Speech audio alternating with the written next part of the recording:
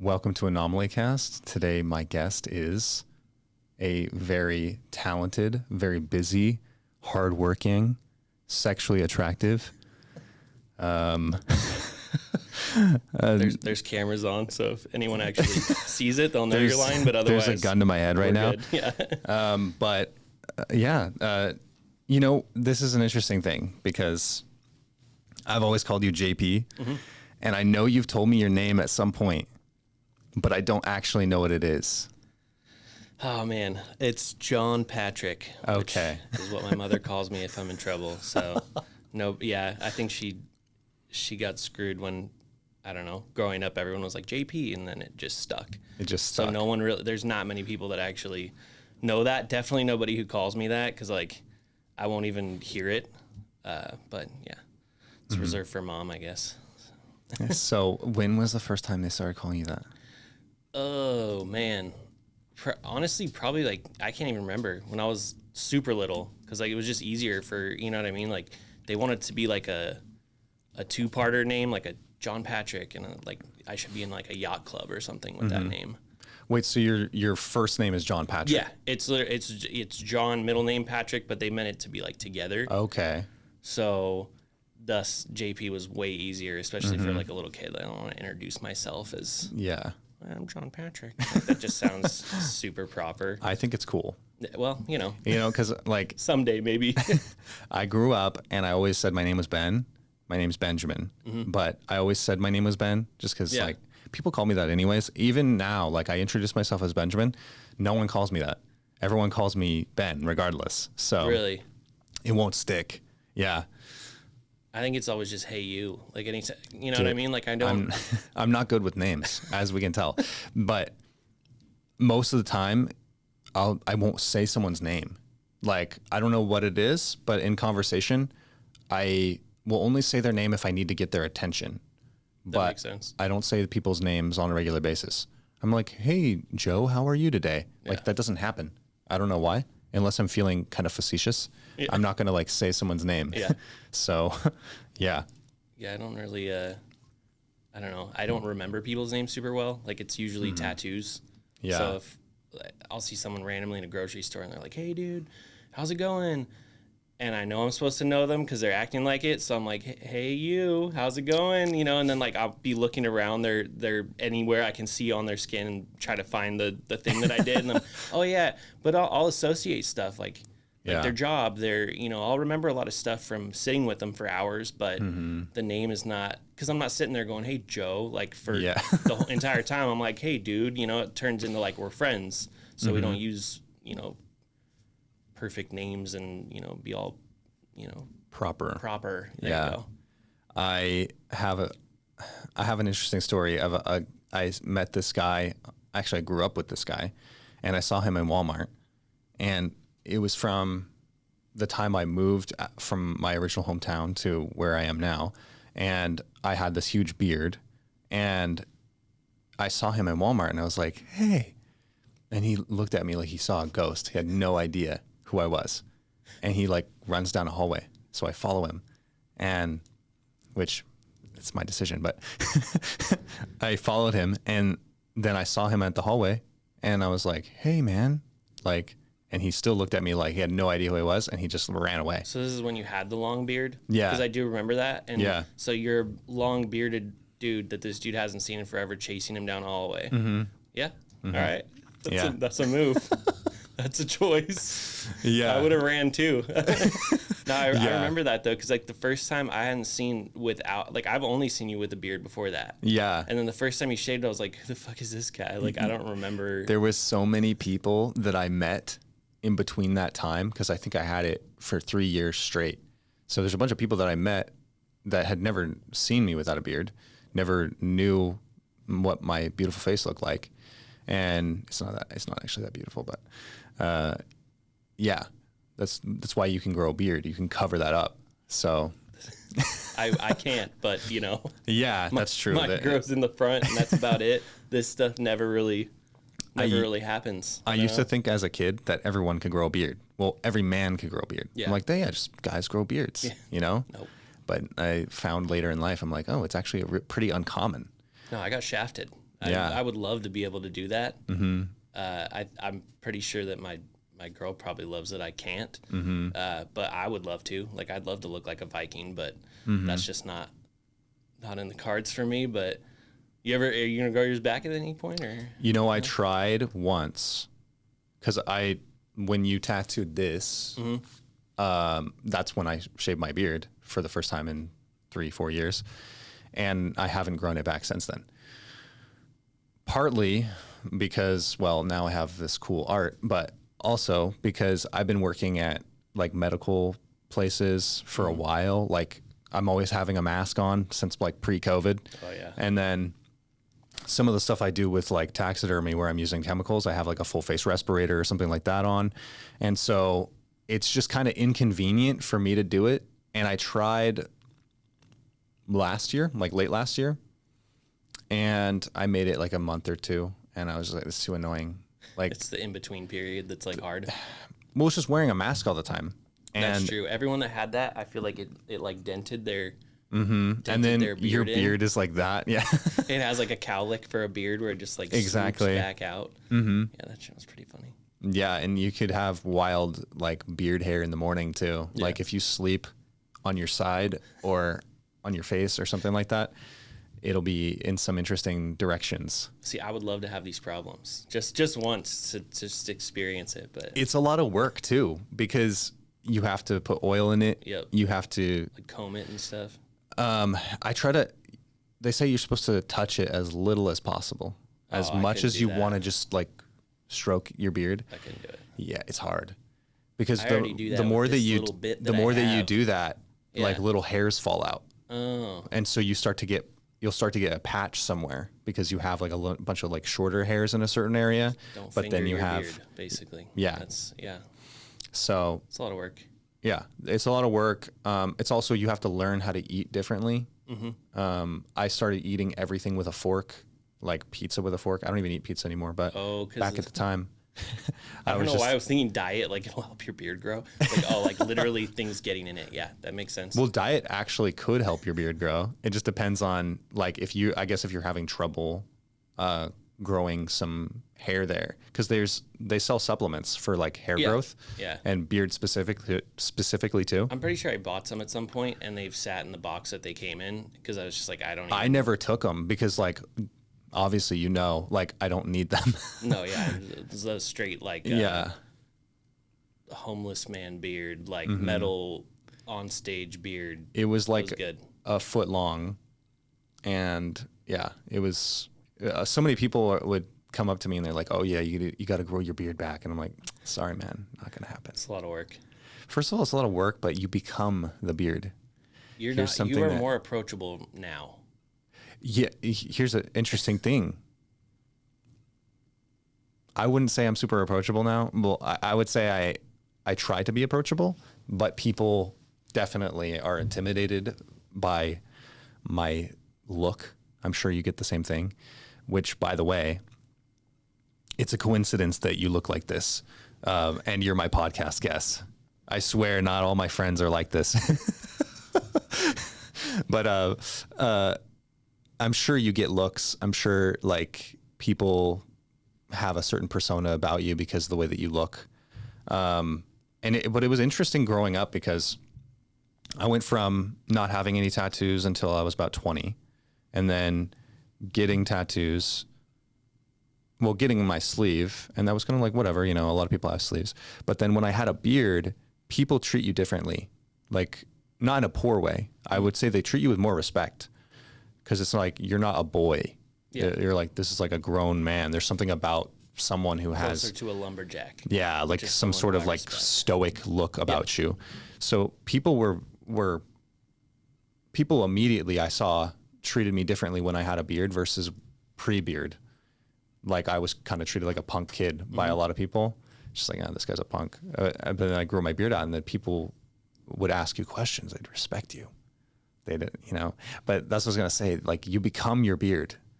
And the reason why is because people associate, like, so few people have a beard like that. Like, they associate you with being the beard guy. Like, oh yeah, Benjamin, he's the guy with the foot-long beard. you become it. It's like your identity at some point.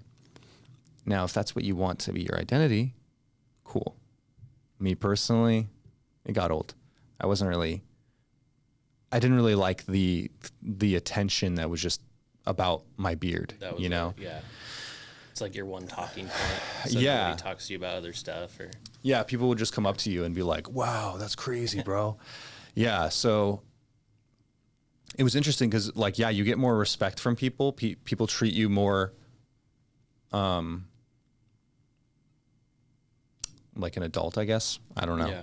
Yeah. But you definitely, like, everyone starts to be like, oh, the beard guy, you know? Yeah. It becomes like your nickname, basically. I feel like tattoos are the same, the same way where, I mean, you can't get rid of them obviously, but Mm-hmm. I don't really ever regret, a lot of the ones that are more face, neck are newer, but Prominent. so I'm not, not at that point yet maybe, but I don't know. It's not like I'm going to regret doing this, but Mm-hmm. it definitely is certain stores, if you go in, someone's like kind of watching you a little bit more than they would, or the silver lining was Walmart. You know how they like check your receipt on the way out? Mm-hmm. They don't do that anymore. they just kind of look, and then they kind of look down. Like, I'm like, Dude, I you try. can ask me. I'm still gonna say no, but I try to get them to. Yeah. Like, because And they won't. I'm like, hey, like, because a lot of times if I go to like a place like that, I have headphones in or something, because why wouldn't I?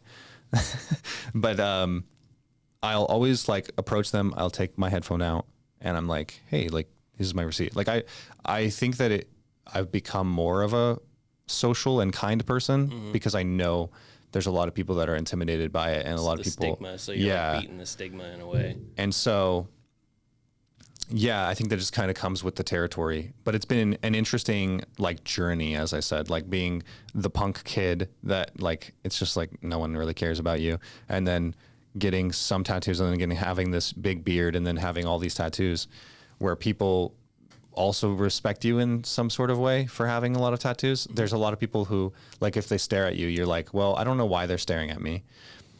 You don't know if it's a negative thing or a positive thing. And that's one thing that I think a lot of people who kind of choose this type of like image or lifestyle have to remember is like someone could be looking at you because they're admiring the artwork. Mm-hmm. Someone could be, very much so appealed to that. And they're just like, wow, and you can't really put yourself in this position where you do stand out and then ask people not to stare at you. So, yeah. You're kind of, in a sense, you're asking for the attention. So I don't know what that says about our home life or whatever, but I feel like it's just like, I don't really mind. I also study people, so I'm sure like, people get self-conscious if someone's looking at them or whatever, but I'm very much a people studier already. So like any little thing, like if their hair is a little different, I'm like, I just want to figure out what it's about, take it all in. And that way my brain can be like, cool, that's what's happening there. They have a mohawk. Awesome. And move on. But it's like, now you have to like try to do it all subtly, because if you just like look at someone, it's like, they're like either offended or they think you're trying to be offensive or get in their space or whatever. And it's like, oh my God, I just want to look at what's going on and take it in and move on. Yeah. But I don't know. I do that all the time. And then, some people don't appreciate it, I guess, but I don't really care. It doesn't bother me. Yeah. People look, people don't look. It's like, whatever. Had some lady say, I love your bird. And I turned around real quick because I'm like, where the hell is a bird? Like, is there a bird on my shoulder? Like, what are you talking about? Because she's looking at my shoulder. Yeah. And I'm like, what bird? And she's like, on your neck. And I was like, oh, my tattoo. Because, I don't remember. It's on there. It's been there for years. Mm-hmm. I don't remember it's there. But who says, like, hey, nice bird? Mm-hmm. I'm like, what tattoo? Nice tattoo of a bird. Like, But I was, like, freaking out, looking around. I was like, oh, okay. But she was staring at me for a minute, and I was like, she sees something. A phobia of birds, by any chance? No, just I don't. Does anyone want a bird like just on their shoulder? I mean, I guess some people own birds that they put on their some shoulder. people do. But weird. Yeah. So.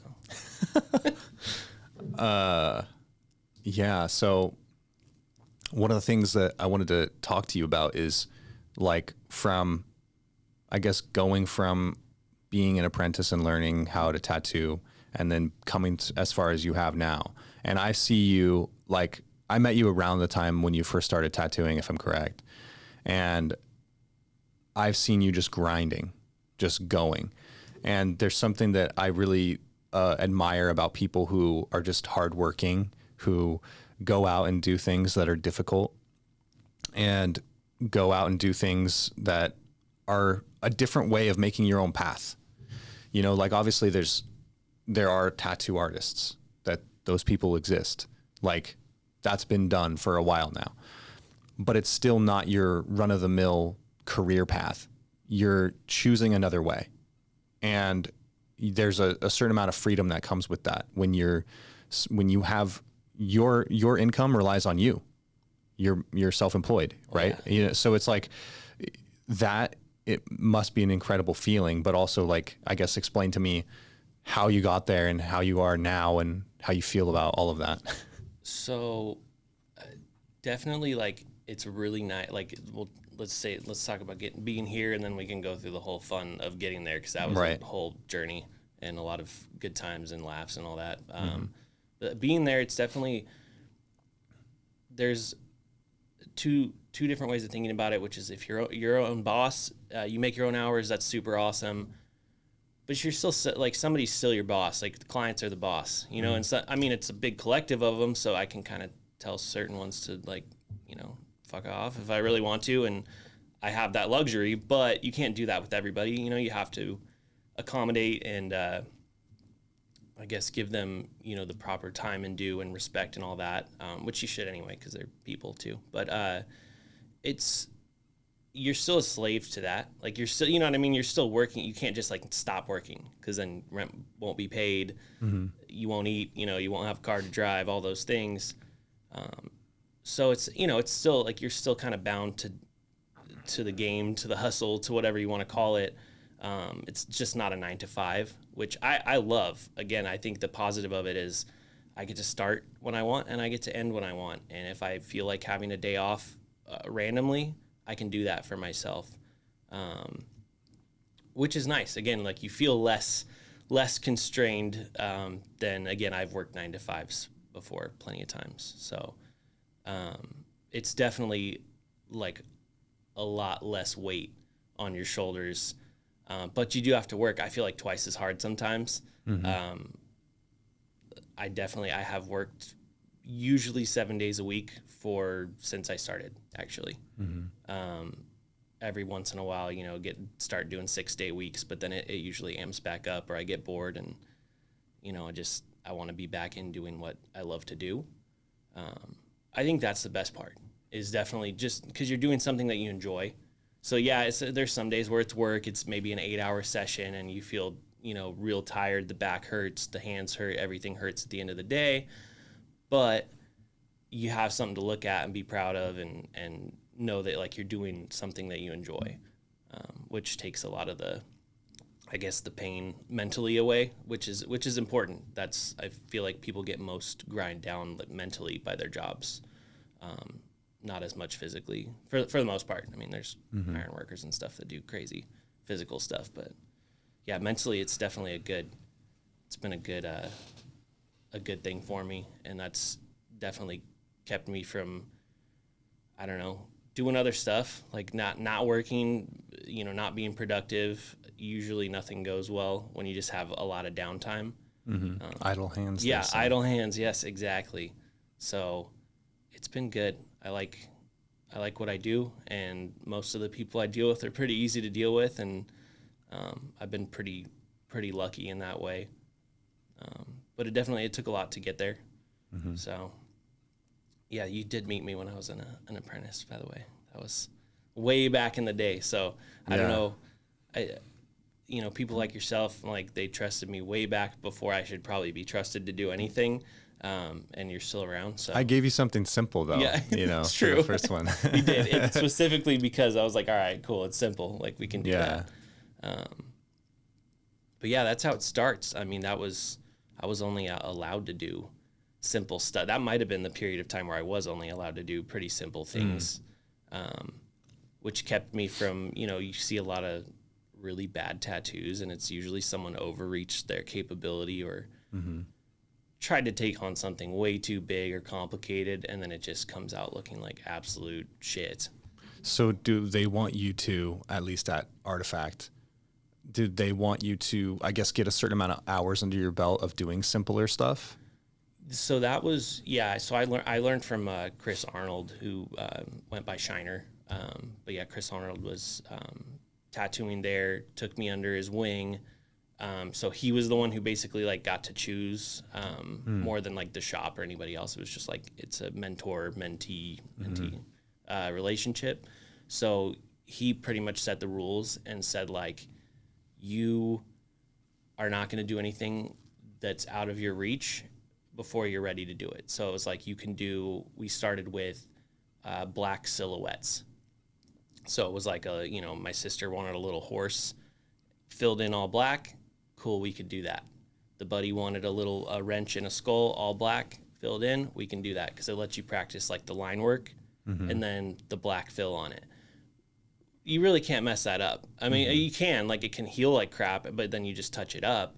But it's not going to be like a career-ending mistake where someone sees it and goes, I'm never going to that guy. So we started there, and then it became, okay, let's throw in some color. I did do color at some point. I don't now, so nobody asked for it. But I started doing like color traditional, and that's not a style. Like even today, like I don't do that. Like I have friends that do that. I have buddies who do that, and it's awesome. It's just not what I like to do. But I did have to do that in the beginning. It's part of the learning experience. Is like you have to be able to master at least basics in each area, and then when you're you get your big boy pants on, you can start doing whatever you want. Makes sense. But yeah, it was a very like structured process, which isn't. I've heard of some crazy apprenticeships that I'm really glad I didn't have that experience, but mine was very structured. I feel like he did a really good job of kind of having like a lesson plan, which again is very unlike, I feel like most artists don't really. Yeah, they're just kind of. It's kind of just fly by at the seat of your pants. Yeah. And hope you end up with the skills to have a career after that. But I was super lucky and blessed to be taught by who I was taught by and have just the ultimate setup for success. Like it definitely wasn't all on me. It had a lot to do with the way I was trained up and kind of released to the world slowly, in like the right amounts at the right times. And then, and the blessing, I mean, it sucks because he actually stopped tattooing, stepped away from it and hasn't come back yet. To have a family, have kids, all that kind of stuff. So I was, super lucky to have all of his clientele referred to me. Like it was like, here's this guy that I trained and I trust him. And so they trusted me. So it really helped kind of like springboard a steady clientele as opposed to having to maybe fight for it a little harder. For sure. So a little bit of luck, a little bit of, blessings, a little bit of definitely a lot of hard work for sure. But it doesn't feel like that. I don't know. It doesn't feel like hard work when you're enjoying it. It just feels like fun. When you're very interested in that. Yeah, absolutely. I mean, I feel like it would be the same for, when you're, stripping down skulls and bones and stuff. Like that's what you want to do. Like you enjoy that. Yeah. So it's like, it's hard work. It'd be hard work to me. I'd be sitting there like, there's no, like, this sucks. But there's definitely like aspects to some of the work that I've been doing that does suck. For people that don't know, I'm I would say apprentice preservationalist, and I work on preserving different kinds of bones or different methods of preservation, taxidermy, a process called diaphanization, which is a staining and clearing of the bones. They used to do that like pre-X-ray. So they would take, like, say, a rat as an example. If you wanted to see the bone structure and the cartilage structure of that thing, you would go through the diaphanization stage. And what that does is it stains the bone red and the cartilage blue, and then it clears the flesh. And it kind of gives you this structural insight as far as how their skeleton looks while it's still together, instead of you taking the whole thing apart and then articulating it, you don't see all the muscle and the cartilage and, you know, all of those pieces are missing. And it's not something that's practiced anymore, except for by artists and people who are interested in learning that type of method. But there's a lot of chemicals involved. There's a lot of skinning animals. And dude, I've skinned like dirty work. I've skinned like 30 plus rats at this point. And I would say it's fascinating the first few, but after you've skinned like 25, it's just work. Yeah. Like a chore. Yeah. It's the dirtiest part, and you're cleaning out their whole guts and everything for diaphanization. You have to gut them. You have to take their heart out. A lot of times they have like feces in their, you know, tract. That's the shitty part of the job. Literally. Because they, you know, rats poop a ton also. So, but yeah, there's definitely like work aspects to it, and the smells involved in, you know, yeah, I couldn't do that part. Trying to get some of these things like, maceration, which is like you're basically using hot water and bacteria to eat away the flesh of bone, which usually takes like a week or 2 weeks, 3 weeks, depends on what it is. But it smells like nothing else for sure. But I have like maceration buckets. It's not bad. It's bad like the first like week or first 4 days, 5 days, something like that. But after that, it's not too bad. I also have what is it called? There's this strong like, gosh, someone recommended it to me, and so I didn't know what it was forever, so that's why I'm having a hard time remembering it. But you just put it in your nose to like. Oh, it's like it's people Vicks. that work at yeah, like at like a morgue or something, or you know, coroners or whatever. Like I've heard that's like a. Yeah. Right? So, and like soccer players will put it on their chest or something. It's Vicks something, but I just put that in my nose if I have to really deal with something, and I've dealt with some stuff, man. Every once in a while I get a client where I'm doing like the feet. Or like a leg, or you know, something where the shoe's off. And like I've had dudes that like came from like work boot work, you know, where it's like, yeah, I can see the pants are dirty, and I'm like, oh man, this is gonna, like, you already know. Pull their sock off. Yep, it's either Vicks or like essential oils. Usually like our piercer Kristen will have a like essential oil somewhere, and so if you just take a little bit of that and just like shove it up there, it's rough though still. That sounds rough. It's horrible. I also have like I use incense a lot, which I got into candles for a little bit, and then I got into incense after that, and I like incense a lot more. I feel like it fills the room better. I don't know, I just like it. There's obviously the ash issue, but yeah. And so sometimes if I'm working on something where I'm like in the kitchen or something, I'll put incense on and try to like mask it a little bit. It's just death and incense. Yeah. It's just a combo. But yeah, I recently took a taxidermy class in LA. It was just like a basic like introduction to taxidermy. Was that after? Did you drop off the lamp? Yeah, it was right after that. So after that. Okay, so this just just now. Yeah, so last Sunday. Okay, cool. And I met the one and only taxidermist of the Natural History Museum of LA. His name is Tim Bovard, and he is probably, forgive me, Tim, if you're not like 80 years old, but he's around there.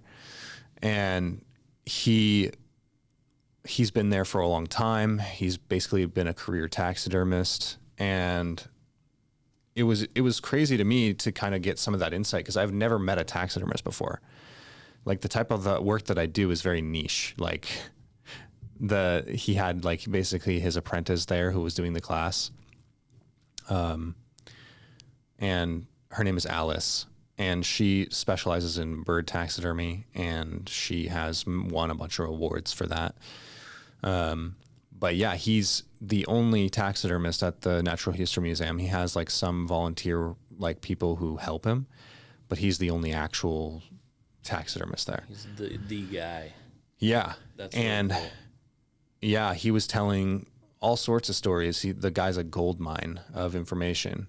And he had mentioned that he gave me his information, and he said, like, if you need stuff to work on, I've got stuff in my personal freezers that's just going to be there. That's awesome. And I was like, wow, like, I've been trying to find dead animals for a while. Like, it's the only time you can say that and not have someone try to examine right, you especially later. with the Dahmer thing going out. Yeah. It's been giving people like me a bad name recently. Yeah. So,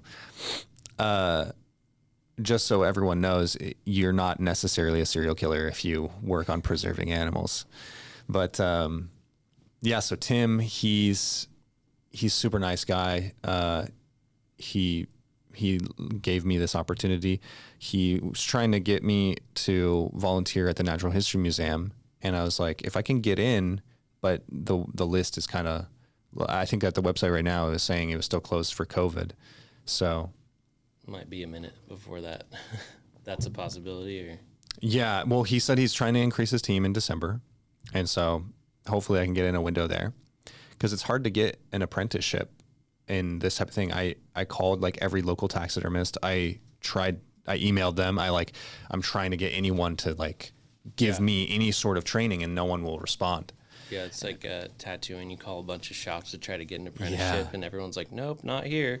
And it's closely guarded Exactly. for the most part. And there's a very, I don't know if I would say this about taxidermy specifically, but with a lot of the stuff that I do, a lot of the information, like if you're trying to find information on how to clean a skull properly, that's probably the easier stuff to find.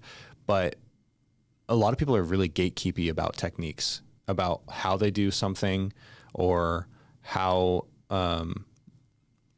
like, to articulate a certain thing. Articulate like means to like re-put together a skeleton, by the way.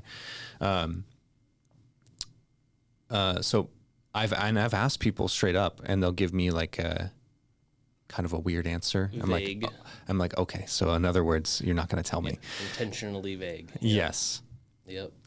And there's a few people that do help you. There's a few, and those people are far and few between. And I would not be where I am without those people. But yeah, there's a lot of people in the community that they want their secrets to be their own. And in my opinion, I'm like, hey, no one's lining up to like taxidermize a dead animal or, to skin rats. No one's lining up for this. You're not really gatekeeping anyone. Yeah, there's only so just many me. people that want it. Yeah. There's not a lot of people that are trying to get your information. Like, you have to, it's like this idea that if I let my success leak onto somebody else, I'll be less successful. Yeah. And that's just not true. There's so many people in the world. There's like not even enough taxidermists. Yeah. As we're talking about Tim, who's the only taxidermist at the Natural History Museum, and they have all these dioramas there of taxidermy from Africa, from North America, from South America. They have so many things in this place that that he has to constantly, keep up to date. And it's crazy to me that people are,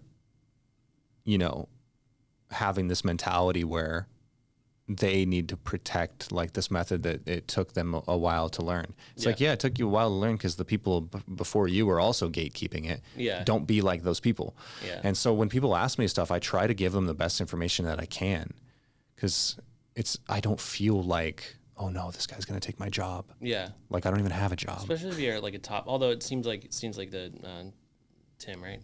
Tim, seems like he kind of gets that because he's got the thing you went to, and you know what I mean? Like, there's information to be given, but he's also at the top. Like, people at the top, I don't know why they ever really worry about it, because it's like, dude, you're light years ahead. Like, no one's catching you. So I think part of it is like his realization, like, I'm not going to be alive forever. Mm-hmm. I'm not going to be. It's time to pass it on. Yeah, like he's going to retire at some point, and so that's why he wanted to push next year to try to get the dioramas to where he wants them to be, because they're still not where he wants them to be. And if you go in there, you can see some of those taxidermy pieces in there that are really old. And he was saying, like, some of the lions that are there, it took them years and years to get the collection that they have. And he's and a lot of taxidermists that do commercial will tell him, "Oh, Tim, like why do you do that? Like, why do you try to refurbish these old pieces if you can just get a new one?" He's like, "If we could get a new one, I would." They have a polar bear in there that's from the 20s or something like that. You can't get another one. You just can't. Is that like restrictions on, I guess, hunting or collecting, or what's the? Yeah. So obviously, a museum has more rights than anyone, but as far as owning those types of things, but with polar bears, for example, he was saying that most of the polar bear hunting happened in the 20s and 30s, and that's not legal anymore. You can't just go hunt polar bears. And so the chances of you getting one, like, you don't just get to take someone from their personal collection, right? Yeah. Like, if a family has one and they want to donate that, that's one thing, but how often is that happening? How many people still have, especially like pelts that have never been used, that are frozen or whatever from the 1920s and 30s? That's not a lot of people. Yeah. And small group. Yeah, he's like, we just don't have the resources to try and get a new thing. Like, I have to work with what I have and try to fix what I have. And there's a polar bear that's in there that's like laying down in this like glass case. He said it's technically hundreds of pieces, because the skin's falling apart from the acid that he used to use back when it was originally taxidermized. And so,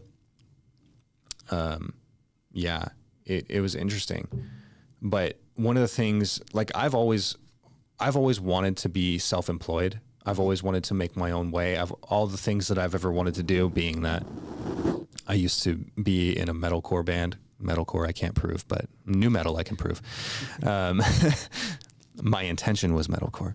So being in a musician, and then kind of not knowing where to go from there, and then jumping onto this thing, I've always had a fascination with the natural world. And I've always had a lot of different weird pets and collected bones and stuff like that. And so, but my ultimate goal was to be self-employed. And my ultimate goal is to be self-employed, and to not rely on someone else to tell me what I can say or can't say or do or not do. And I saw that ever more clearly during the pandemic, where people are saying, like, certain like jobs, or even when they had the federal mandate for vaccination, where they're saying, you have to do this or you can't work. You have to follow these regulations, yada, yada, yada. Specifically, when you're talking about a medical procedure that's permanent, that you have to adhere to, just so you can make a living, so you can eat, you can feed your family. And I was working at a COVID lab at the time when this mandate was rolling through, and they were saying, at first, it was any place that had 100 or more employees, you have to get vaccinated, per federal Biden. And then they were saying that when so many people came out and they were like, we're going to sue you if you're going to do this. So many businesses came and they said, sorry, this isn't going to happen. Then they were like, okay, we'll just do it for healthcare workers. And since I work in a COVID lab, even though I don't work with patients, I fall under a healthcare worker. Yeah. And so I had to get a religious exemption in order to keep my job there, which I didn't even want to do, because first of all, I wasn't going to get vaccinated because I felt like I didn't need to. And I should preface, the reason why I felt like I didn't need to is because I'm very specific about what I eat, what I put in my body. Like, I don't even take Tylenol on any sort of regularity, or ibuprofen or anything like that. I am very particular about, what I'm eating. I'm very health oriented and fitness oriented, and so I don't feel like I needed it. And so they wanted me to say that the reason why I don't want a vaccination is because of my religious belief. But that's not true. And so for me, like, I almost wanted to just walk out. I'm like, I don't believe that that's true. And I also I'm not going to get a vaccination that I don't believe that I need. Yeah. And the argument always came down to, oh, well, you're not getting vaccination for yourself. You're getting a vaccination for other people. And for me, it was like, okay, if you can prove to me that me getting vaccinated somehow helps other people, then that's where I'll be like, okay, I can understand that. But that's just not true. Yeah. Well, it's coming out now a lot more that it's like not even tested for that and all this shit. And everyone wants to forget about it and move past it and say, oh, that was the thing. But you literally wanted to take my job away because I didn't do what you wanted me to do. And now we're just going to brush that over?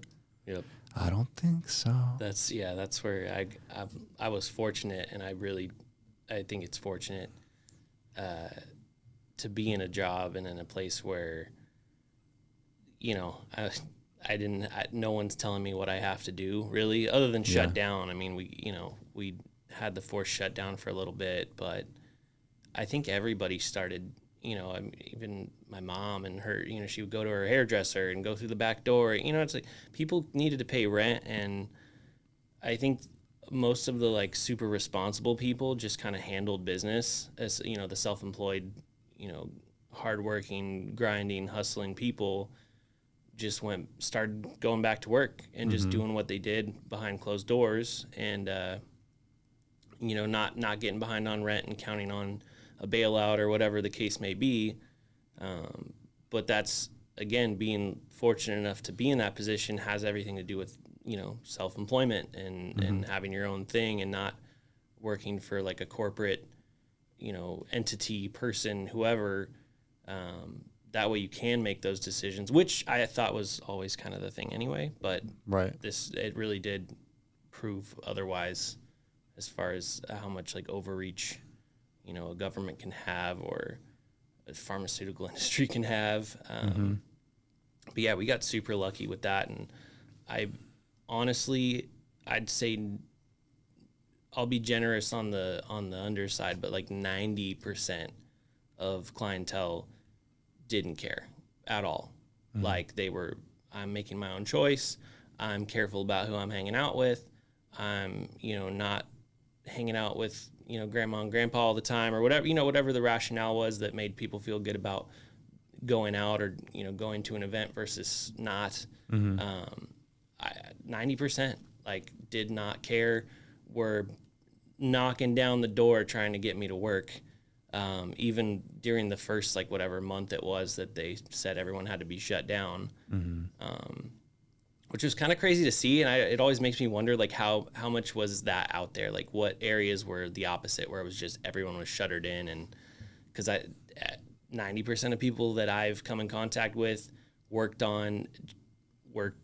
absolutely just like, let's keep going, like normal life. Let's keep going, keep pushing, keep doing everything we've been doing.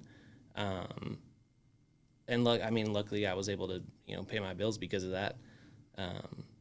But it could have gone the other way, it could have been in a job where, again, they're like forcing me to do something or, it's kind of crazy, the drastic difference, in being, in the corporate world versus self-employed. And, but it also depends on your clientele. Cause I saw artists that were shut down for months and months and months, and I could not comprehend.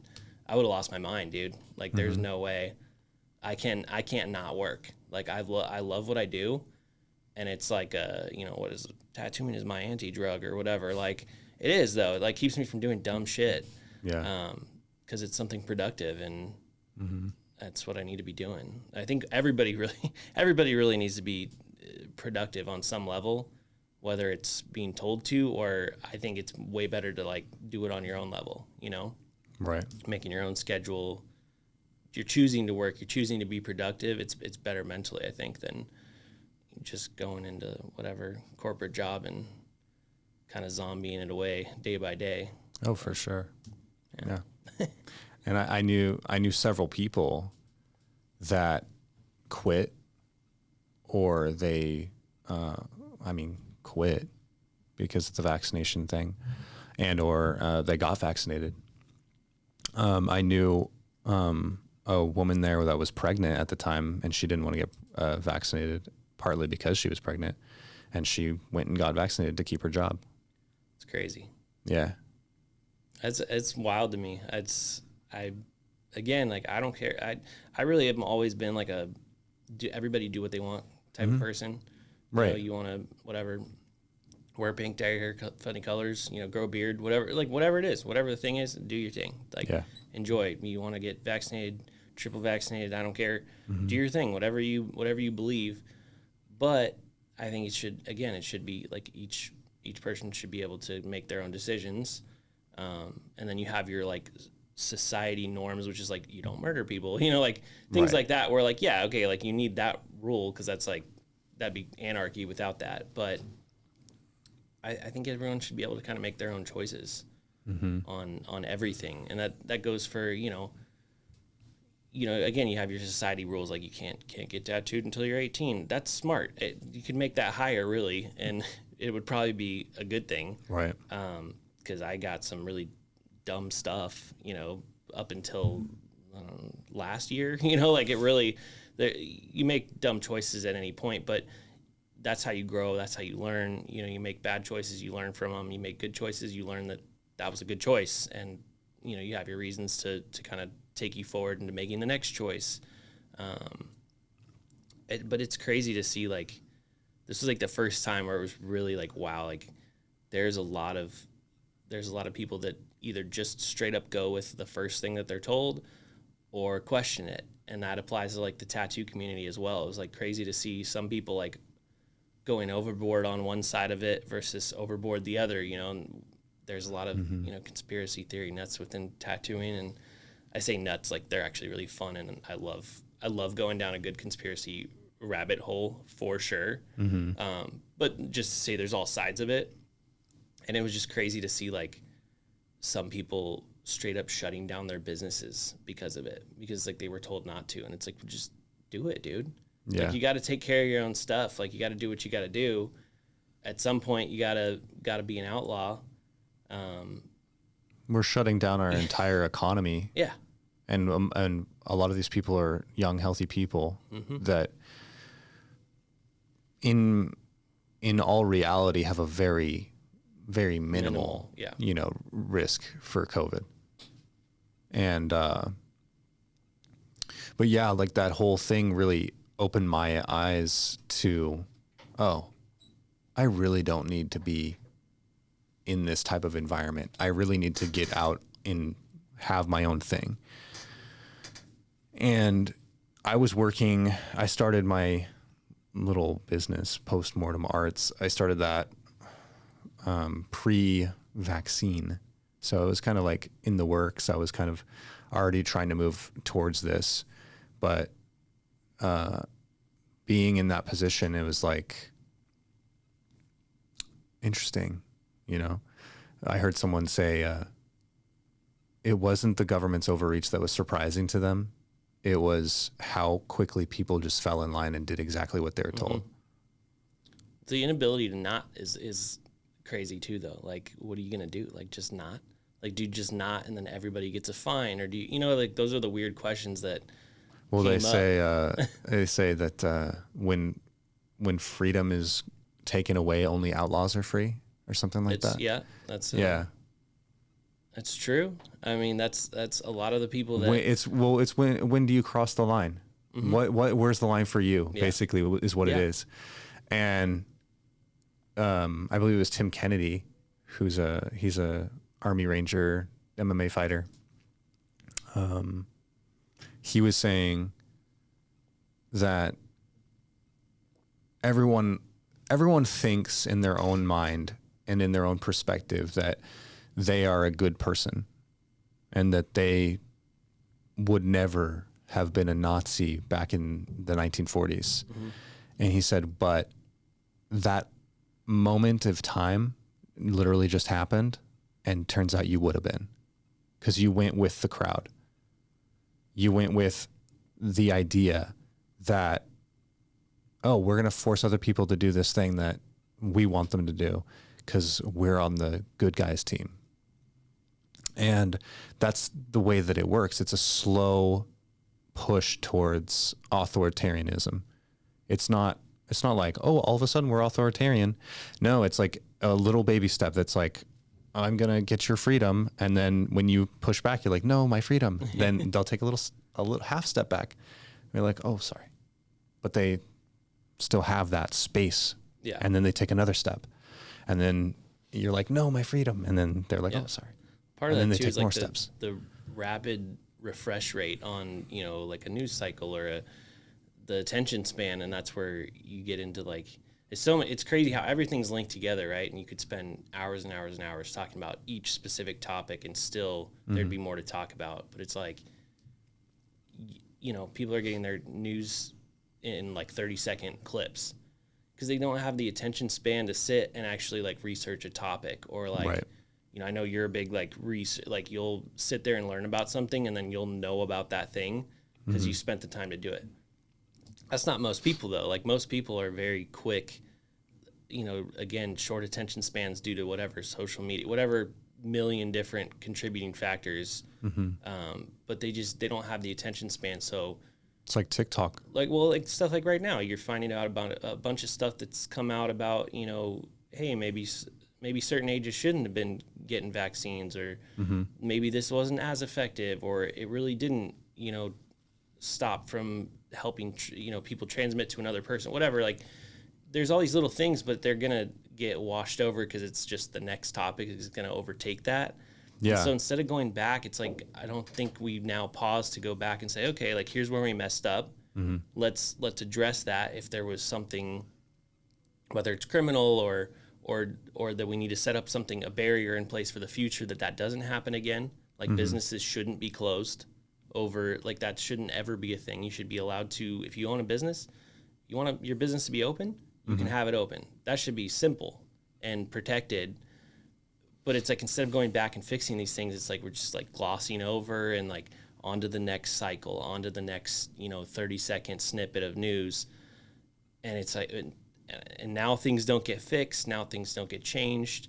And because nobody wants to talk about it. You know, people are like, I'm sick of talking about COVID. I'm sick of okay, Dude. well, like if you're sick about it that much, you're not going to change shit going forward. Right. You're going to see history repeat itself if you don't stop it from repeating itself. But I don't know. I said on a previous podcast that I'm really sad that no one wants to talk about COVID anymore, because I was arguing with people about it on a regular basis and I thoroughly enjoyed it. And so I was like, oh, no one wants to talk about it anymore? That's a shame.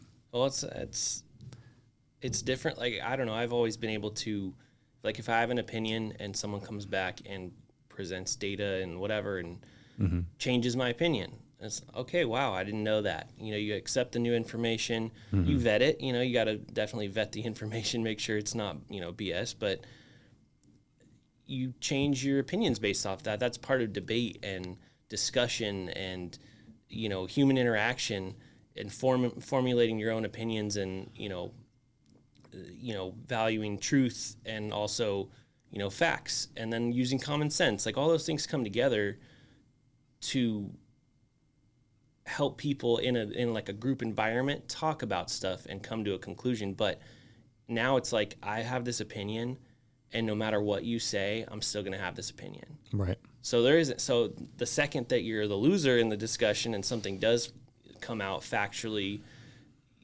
you can't handle it. It's like people can't. They won't even now. look into it. They'll just hear what you're saying. They're like, oh, that can't be true. Yeah, they'll shut down, or it's like, I don't want to talk about that anymore. It's like, Yeah. well, you did before when you thought you were right and you were like, Right. rah, rah, rah, you know, like on your point of view. But now someone just came along, gave you facts that basically show you that's BS. And instead of being like, you know what? Wow, maybe I need to change the way I analyze data or receive it or vet it or whatever, they're not going to change. They're just going to, you know, plug their ears and go in a corner and not hear it and then move on to the next topic. I think learning is difficult for everyone. Like, because learning is a death to a different idea that you had in your head. When someone gives you new information, and it's, say, something that's kind of like fundamental to your everyday, you're like, wait a second. That information is almost like an assault on you, because you're like, oh, crud, I've been living my life incorrectly, or I've been thinking about things totally off. And so there's a certain amount of death that comes with you learning a new thing. And so it's a painful process. And a lot of people don't want to go through that process. I think it's Michael Malice that also said that it's difficult to be informed. Mm-hmm. It's difficult to constantly be intaking the news, intaking the next political thing, whatever it may be, and to be genuinely informed on that subject. It's hard to do. You have to be on the ball. You have to be constantly learning. You have to be constantly paying attention. And that's, unless you're passionate about that or something like that, you're probably too busy. Most people, I would say, you know what? It's probably better if you don't pay attention to politics and pay attention to the news, because you have to live your life. Mm-hmm. And there's so much information that's kind of coming through all the time, and you have to sift through if you want to be informed and truly understand what's going on. Now, obviously, the other side of that is, if you're not informed, then you don't know what's true, and then you can be manipulated, and then you can be controlled.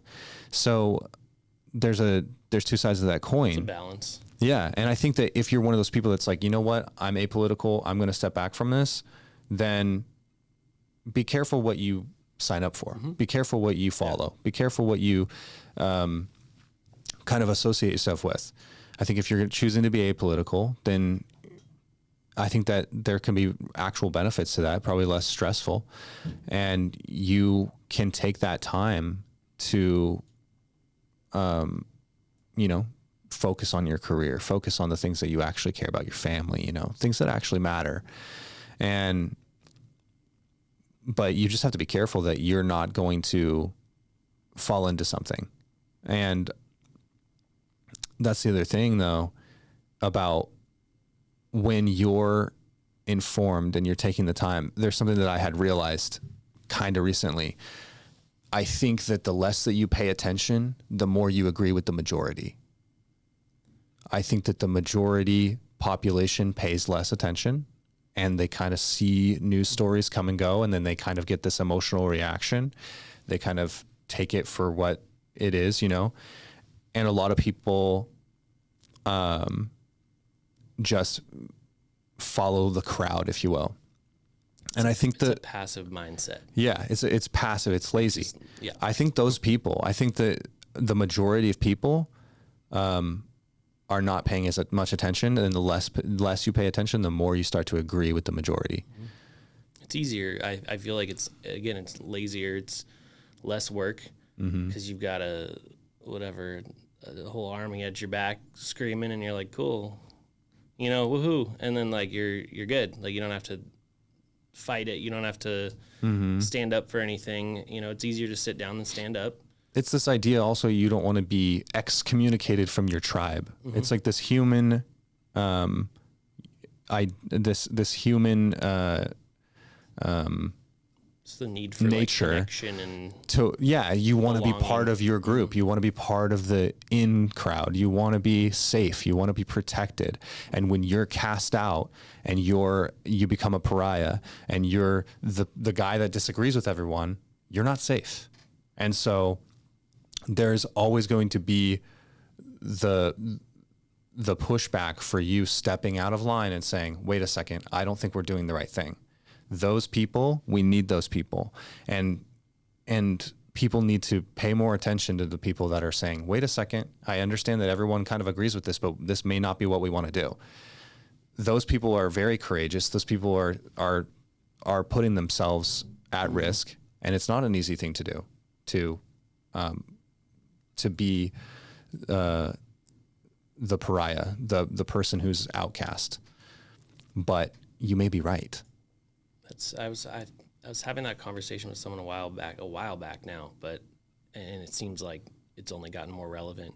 Mm-hmm. But it was like the idea of like, you can sit around and go, well, it doesn't affect me. Right. So like, whatever. Sure. And like you said, it'll relieve the stress of, you know, I guess getting all huff and puffing about, you know, politics or whatever else it may be. But you might be part of the problem eventually, and you're going to reap the benefits because it's still an action. Like, just being passive is still its own action. It's not, you know, it doesn't mean that's good necessarily. It can be sometimes, but I feel like you get to a point where all of a sudden, like we talked about, businesses are getting shut down. You're being forced to do things. And it's like, when did that become possible? It's like, well, slowly over time. It didn't happen overnight. It's a slow process. And I think and I've been guilty of that in the past for sure, is just not caring, you know, I could care less about whether it's voting or, you know, saying anything, you know, having that discussion with, even like we're having, even in an interpersonal level, not wanting to talk. I'm like, I don't want to talk about politics. I don't want to talk about, you know, whatever it is, because it's just, you know, you just want to not have the stress on your mind. Some of it because you don't know the topics well enough, so you don't want to just get schooled by somebody who knows more, or you can't defend your point of view because you don't know as much as you should. But it's not a good mindset to have, to just like avoid the conversation, or to just be like, well, it doesn't really affect me. It's like, someday it will. Like, it will eventually. Right. You know, if you want to go along the lines of, you know, vaccine mandates, well, if you're telling someone that they have to do this, well, then where's the end? Because now you've opened up the floodgates for the future of like, what else can I be told to do that I don't want to do? Like, where you don't see it coming, because, you know, 5-10 years down the line, you don't have a concept for how crazy people can be, how evil people can be, you know, divisive, controlling, whatever it is. But that passive mindset's going to get you there. Like, that's the sure way to end up where you don't want to be. Whereas taking a stand, putting your foot down, and, you know, I don't mean not like shouting on social media. I don't think that really does any good. But having the interpersonal conversations with people you do care about, like, that should still be happening. And I feel like people are getting so lazy about it now. Like, they don't even want to do it with their friends or with people who, you know, are in their life. Oh, for sure. You know, which is sad. The thing is, it's like what you're saying. At some point, there's going to be something that you disagree with forced upon you. And I was telling people all the time that disagreed with my decisions, I said, I wouldn't want the government forcing you to do anything that you disagreed with. I would never want that. But all of you are saying that should be imposed on me. But the thing is that you have a Democrat that's in office now. What happens if it goes far right? Yeah. What happens if Trump does get in office again, and then he imposes things like that? You think that that's a good thing? That the power that you give to these people is now going to be used as a hammer to just force you to do what they agree with? That makes no sense. And you have to think about what you're saying. Like, you're telling people, oh, you have to do this or you can't work. You happen to have your team in office, and that's why you agree with it and you're happy. That's a bad sign. When you're happy, you're forcing other people to do something. It's not good. I heard someone say that, like, it's the metaphor of, like, it's like having a single gun in the center of the table right now, and each side is like, who's going to get the gun for the next 4 years, and just hold the other side hot. And it's like, dude, that's such a bad way to exist. Like, there's, again, you're missing the middle ground. You're missing the discussion, the debate. The art of debate is lost in general. Like, right. It's just turned into either straight up lying or name calling.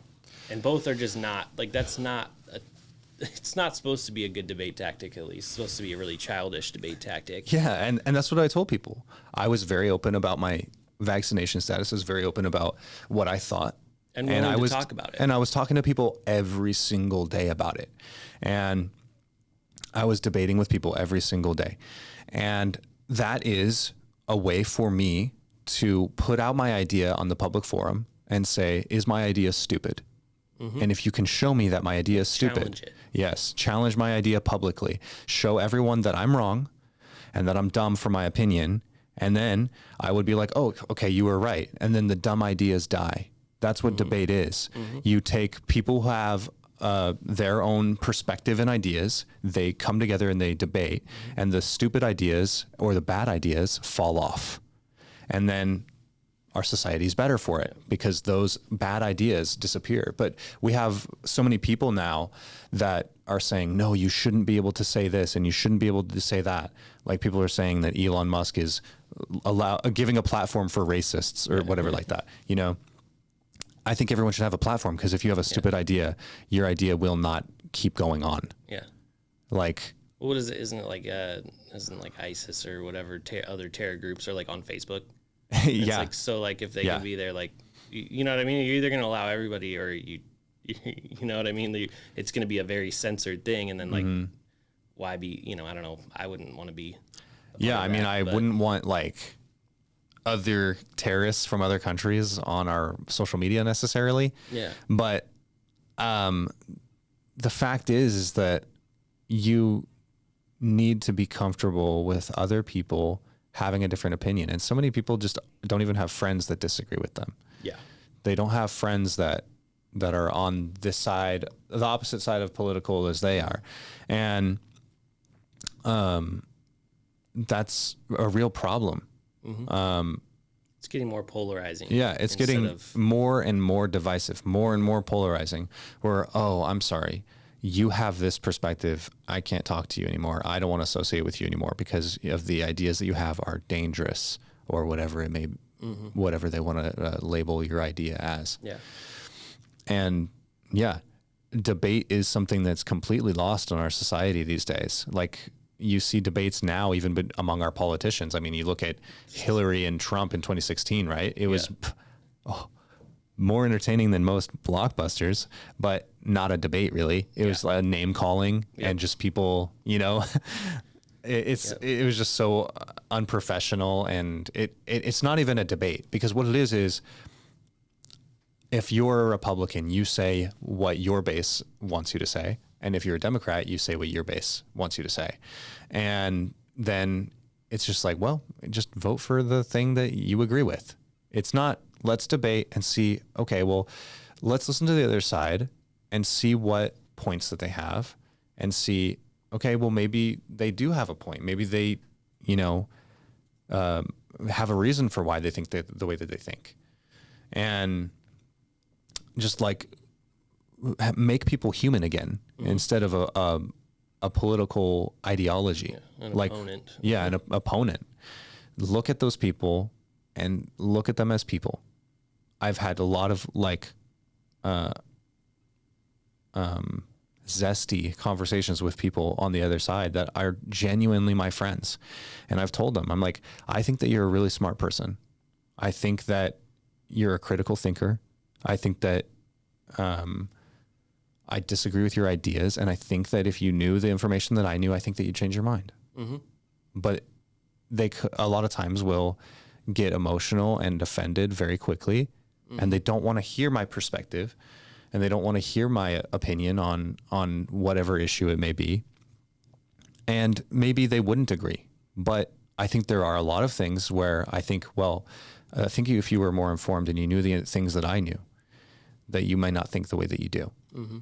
Because like I said, being informed is difficult. And I do take time to try to understand things before I speak and open my mouth publicly about what I think about those things. I do my due diligence.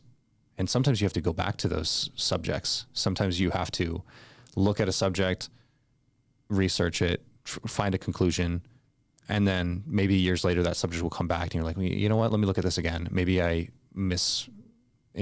misconstrued something. And sometimes you'll see, oh, you know what, maybe my opinion back then was not quite right. Or sometimes you'll be like, no, that was correct. Yeah.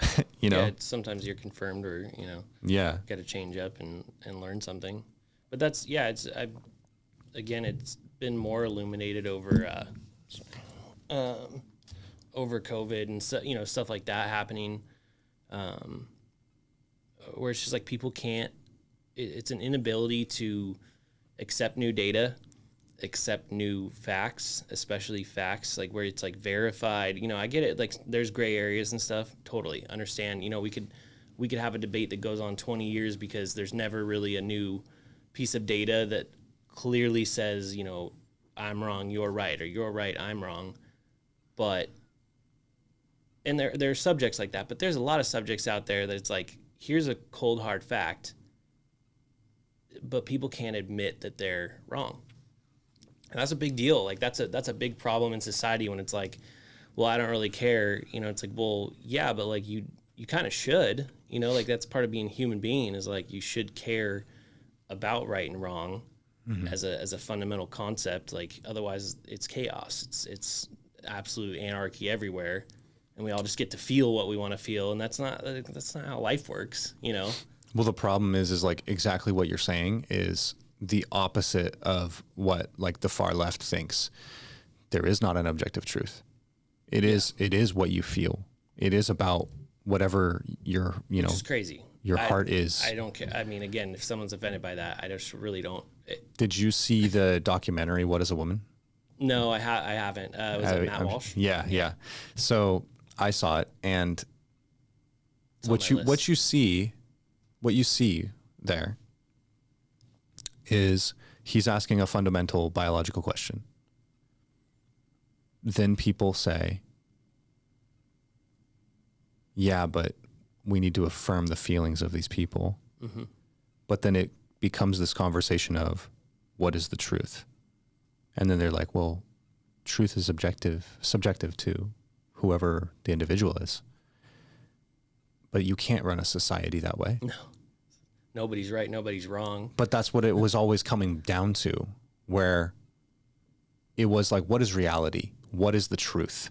What is the fundamental basis in which we have built our society on? And when you take those things away, you take away the family, you take away gender, and you say these are social constructs and these are these things, you're basically deconstructing Western society as a whole and saying these strict ideas of sexuality and these strict ideas of biology and science are harmful to people. And we used to be in a society where it was like, oh, if you felt a certain way about something, well, here are the facts. Sorry that you feel that way. Mm-hmm. Tough. But now we have to affirm the feelings of every single person, no matter how ridiculous they are. They're putting literal kitty litter in schools in some places now because people identify as cats. Yep. So that they can pee in kitty litter. Like we're affirming people's. It's going too far. Yeah, we're affirming people's, and that's the thing that a lot of conservatives have been saying for years is that it's a slippery slope. You say that this is fine. Well, the next step is this, and then the next step after that. If you say that, then people. The opposite opinion is usually very strong, saying, "No, it will never get to that. No, right. No, this is all we want. This is all." It's like, yeah, but like somebody out there does, and they're gonna push harder, and it's just gonna keep going and going. Mm-hmm. And again, I'm all for, hey, you want to be a kitty at home, you be a kitty at home. That's cool. But like when you start like trying to make society as a whole, you know, pet you and give you treats or whatever the hell. You want us to buy in to whatever fantasy or illusion that you have. You want want to force me to live through your it'd be like fantasy someone pretending of they're famous belief on, you know, Instagram and making everybody take pictures of them when they're in public so they can feel like they have paparazzi because they feel famous. But it's like, that's not true. You're just not famous. Right. Like you're not, like no matter how much you want to think you are, it's just not how it is. Mm-hmm. And I don't know. I feel like it's a lot of desire of like attention is a big part of it. Belonging is another one there because it is a community. However strange it may seem to me or you, like that small community of people that you know want to be cats or whatever. Like, I mean, is it a community though? I mean, tiny one, but you know, but what's a community? Because in my perspective, I always used to say, I don't think furries would exist without the internet. Well, And it's because they wouldn't be able to find each other. Like, how are you going to know? So spaced out. Yeah.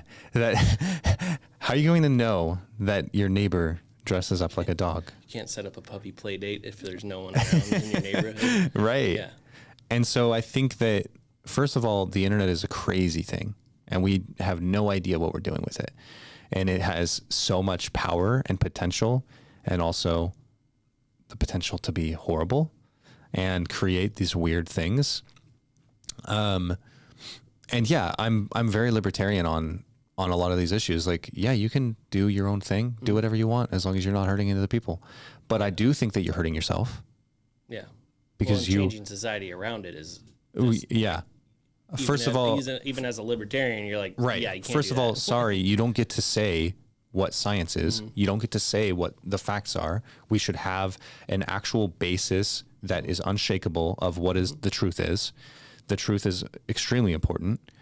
And then we should also say, yeah, you can do whatever you want to, as long as you're not affecting other people. Your own group of people, your own. Yeah.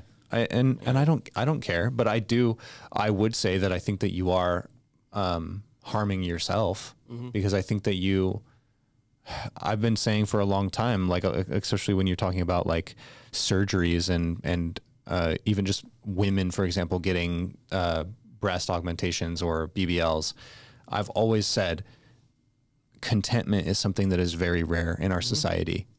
And I didn't grow up looking in the mirror thinking, wow, I'm perfect. I wouldn't change a thing. Yeah. Everyone has to come to terms with something about themselves that they don't necessarily like physically, and they accept themselves for who they are, and they become content with that. It's a hurdle that everyone has to get over, or most people, I would say.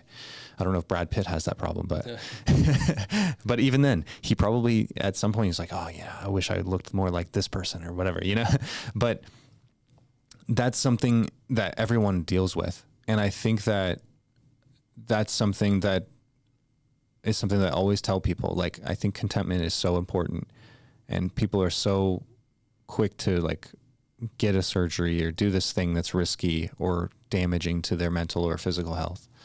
And I speak openly about it because I want you to have the best and healthiest life. However, I don't think the government should tell you that you can or can't do something. Yeah, you want to do, again, it's an adult decision, and that's where it goes back to like the biggest debate, I guess, is what age is what you would consider adult. I'd say 18 is pretty freaking young, because like I made some really your frontal cortex is until, not like, again last year. You know what I mean? Like, yeah, it could be later. So I think that's I think that's the earliest, and then after that, if you want to do all that stuff, that's all good. Like, I don't. Again, I'll stay in my lane. You know what I mean, and let everyone else do whatever they want to do. But if you're going to ask me my opinion, do you think this is a good decision for me to do? I would say no. Well, let's, what is it? Oh my God, who was it? Was it Tom? It might have been Tom Segura that was saying his comedy thing, right? Where he, it was, oh my God. It was like, I might think that like it's crazy. Like, if you want to identify as a shoelace and want me to, I'll call you whatever you want to be called, if I know you. But basically, like, but who cares? Because like he thinks badminton's stupid and that's an Olympic sport. It's like it doesn't matter. Like the whole idea that like my opinion and my reaction to has to be controlled in order to make somebody feel like it's okay. Why? It's the affirming of the opposite. It's the affirming of feelings like across the board. Yeah. Not only do you have to feel like happy for them, you have to affirm them. You have to believe in your heart that that's what they actually are. If they say, I'm a cat, you have to believe it. You have to pretend that they are. You have to affirm it in every single way. Otherwise, you're a horrible bigot person. Well, it's like if I sucked as an artist and then I was just going around being like, everyone needs to tell me that I'm a really good artist. Right. Because you identify as a really good artist. Yeah. Yeah. That's craziness. You can't, it's just not true. And again, like whatever you want to do, if you got 5 friends and they all want to do that for you, great, have fun. That's totally fine. Like I'm sure my friends told me early on that I was a great artist, and I definitely was not anywhere close to that. Yeah. But like that's what your groups are for. Your friends, your pals that you get together with and LARP or whatever whatever the thing is you do. And that's cool. Like you can do that, but like, yeah, you're not going to, it's my opinion. You can't have it. You know what I mean? Like I always learned that growing up. I would think something's really cool. My dad would be like, no, it's not. I'd be like, yeah, it is. And he goes, well, it's my opinion. You can't have it. And it's like, that's literally, you get taught that from a young age. You don't have these issues. But now it's like participation trophies and, oh, and we got to make you feel okay. And like, cry it out over here. You need a safe space, all these things. And it's like, everyone's just getting so soft about stuff. And it's like, dude, like you can disagree. Someone can think you're stupid. It's okay. That's what I always would tell people. I'm like, personally, here's my offensive opinion, but you don't have to care. Exactly. Like you can, that's the crazy thing about the whole, kind of going back to the Elon Musk thing, like that everyone's freaking out. There's a mute button, there's a block button. You don't have to or you could just not be following that person. Yeah. You can, if you don't want to hear something, you don't have to hear it. It's the same thing. Tom Segura again, right? Like he's like, sorry, you didn't like what I said at my haha show. He's like, you should never listen to me again so you don't have to hear stuff you don't like. Right. You have that option. Like you literally have the option to not, which I think is, like we said, kind of dangerous. Like you should be able to have opposing views. But if you are that sensitive, you can just shut it off. Right. Exactly. Why does everyone else need to basically do a full 360, 180, whatever around you to make your world perfect for your feelings when they might be crazy? They might be a little too far, whatever. I don't get it. I don't understand where that idea came from or went, I don't know, slowly. Again, everything happens slowly over a long period of time, but it is a real slippery slope. It's like now you got people that are, my feelings are the only thing that matters. And it's like, well, kind of. Also not. I assume that you heard about the activists that have been throwing soup at Van Gogh paintings. That made me so mad because, again, like that, I'm not Van Gogh, but I'd be pissed if someone threw it on my crappy piece of art that's on the wall. You know what I mean? Like and mine's not worth, bajillion dollars or whatever those things are worth. It's crazy. Like it has nothing to do with, first of all, it has nothing to do with the protest. Right. It's an attention thing, which sucks because it's like, dude, you just defaced absolute classic works of art with soup, which is like just. And then glue yourself to a wall. And then you glue yourself to a wall which is kind of like, normally don't you do these things to like not get, but now it's like, okay, we're going to get caught. You glued yourself to the crime scene. So congratulations. But like, what are you accomplishing? Other than, it's to get people talking. Yeah, but I'm talking about how dumb you are. I heard that they solved climate change by doing that. They did. Okay, well, never mind. Don't even need to worry about it. We don't even need to recycle. I was wrong. See, I was completely wrong. Yeah, it's just so stupid. Like, I feel like protests back in the day used to be like, you'd do a march and you'd have a sign in the front and the whole purpose was like, okay, we see that there's a lot of people that care about this issue. Yeah. And now it's these like the guerrilla tactic type of thing where it's like throw soup at something, glue yourself to a wall. Yeah, but we also saw extremely violent protests through COVID for our BLM. And there was people that were saying, they're upset, so they should be able to show that publicly. They're like, oh, you can burn down someone's business because you're mad. Yeah, there's a difference between a peaceful protest and burning shit down. Right. There's nothing, don't care if it's government property, you're still burning something. Yeah. Like that's not what you do. Again, no matter how, I understand, like, people get heated about what they're heated about, but it's still not, like, you still have to exist within a society. And also, like, if you want to, here's the thing, like, if you want to sway somebody to your opinion, that's not going to do it. Like, if your goal is true change, like, I get it. The idea is, like, you don't want any racism to exist in the world, or if that's the, bottom line fundamental. Well, okay, then that's definitely not going to do it, because it's like you're pissing a whole bunch of people who don't even know what's going on. There was a guy who had one of his businesses broken in and like millions of dollars of merchandise stolen from him. And which has nothing to do with anything positive. Stealing shit is not. Right. And he had posted about it on Twitter, and people were like, "Oh, well, you're racist for saying that," which is crazy. and you should know that those people, like, you owe that stuff to them. Yeah, because which is crazy. Yeah, I'm Irish, so do I get some? We were treated like shit. Do I get some stuff? Exactly. Again, I'm Irish, partly Irish as well. The crazy thing is that you can say that stuff. Like right now, I'm sure someone's like, "Oh, what a racist piece of shit." No, I'm just pointing out a fact that like we exist right now where that doesn't exist. And burning shit, like to say that burning businesses, assaulting business owners, stealing things, especially stealing things. Hey, you get mad, you throw, you set something on fire, accident, you're sorry about it later. Cool. You're stealing stuff. You're really definitely not. Like you're actively doing the opposite of what you're saying you're trying to do. Right. It's not positive for your cause. It's not. But saying that it's like, where's the line to like there two things can exist at once. You can whatever you believe. If you believe the system is unjust as a whole, and that it's still set up for certain individuals and minorities to fail, you can believe that. And you can also believe that burning shit down is wrong. Like you can have both of those views at the same time, but I feel like we've gotten to a place where it's like everything is lumped.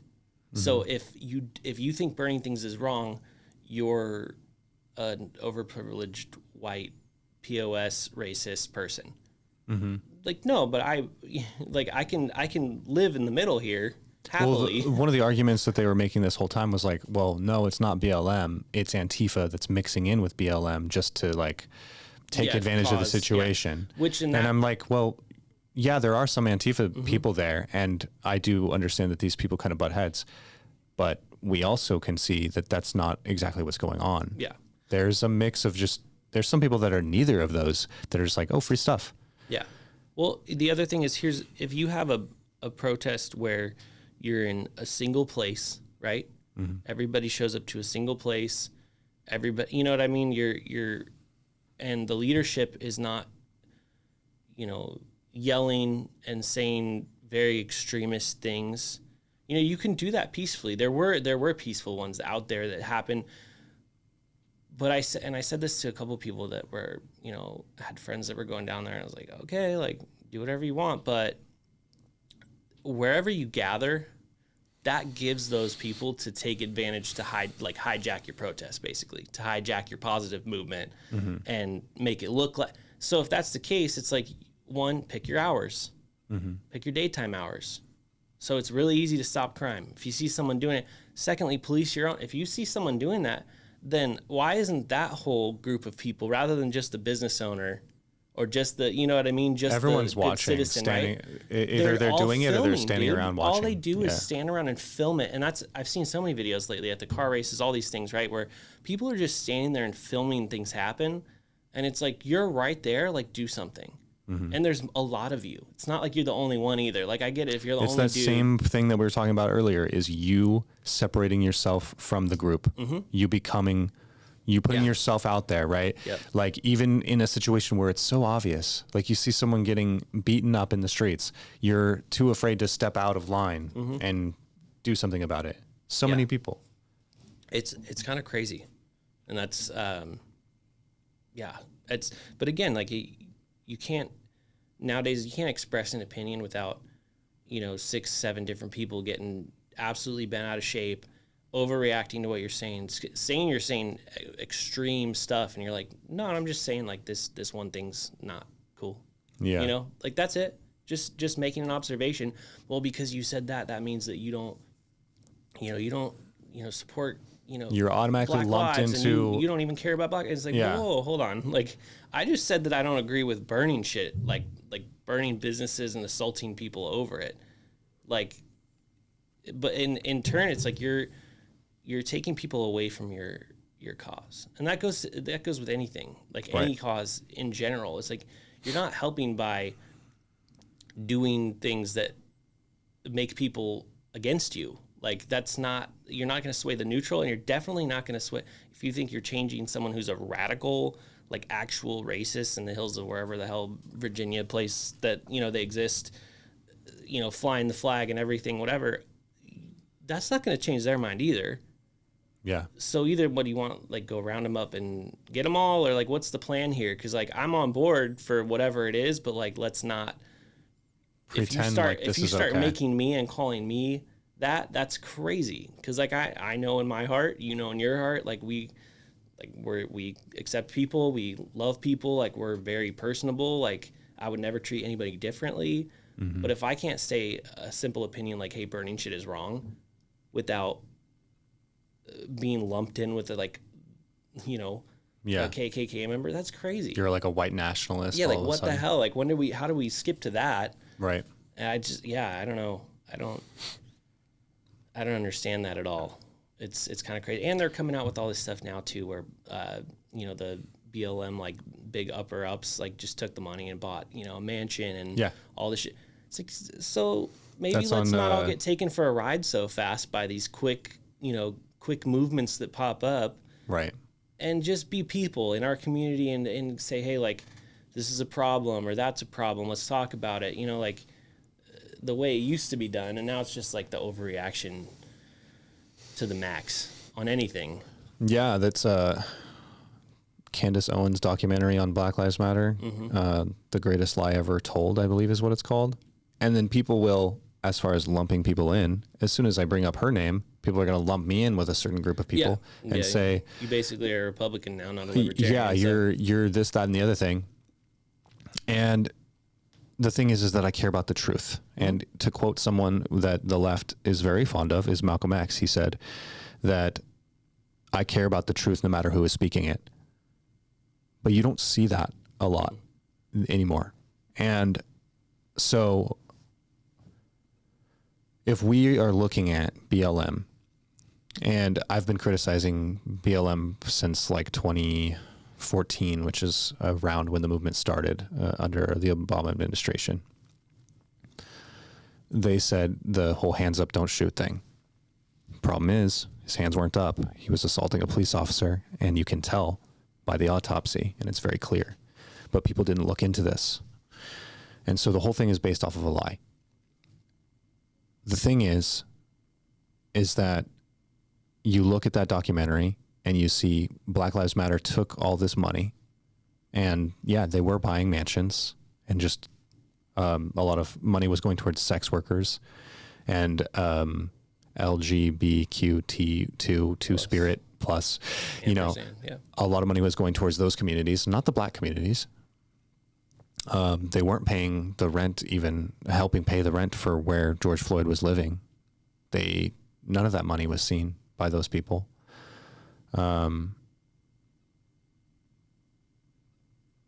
The fact is that he also had a lethal dose of fentanyl in his system.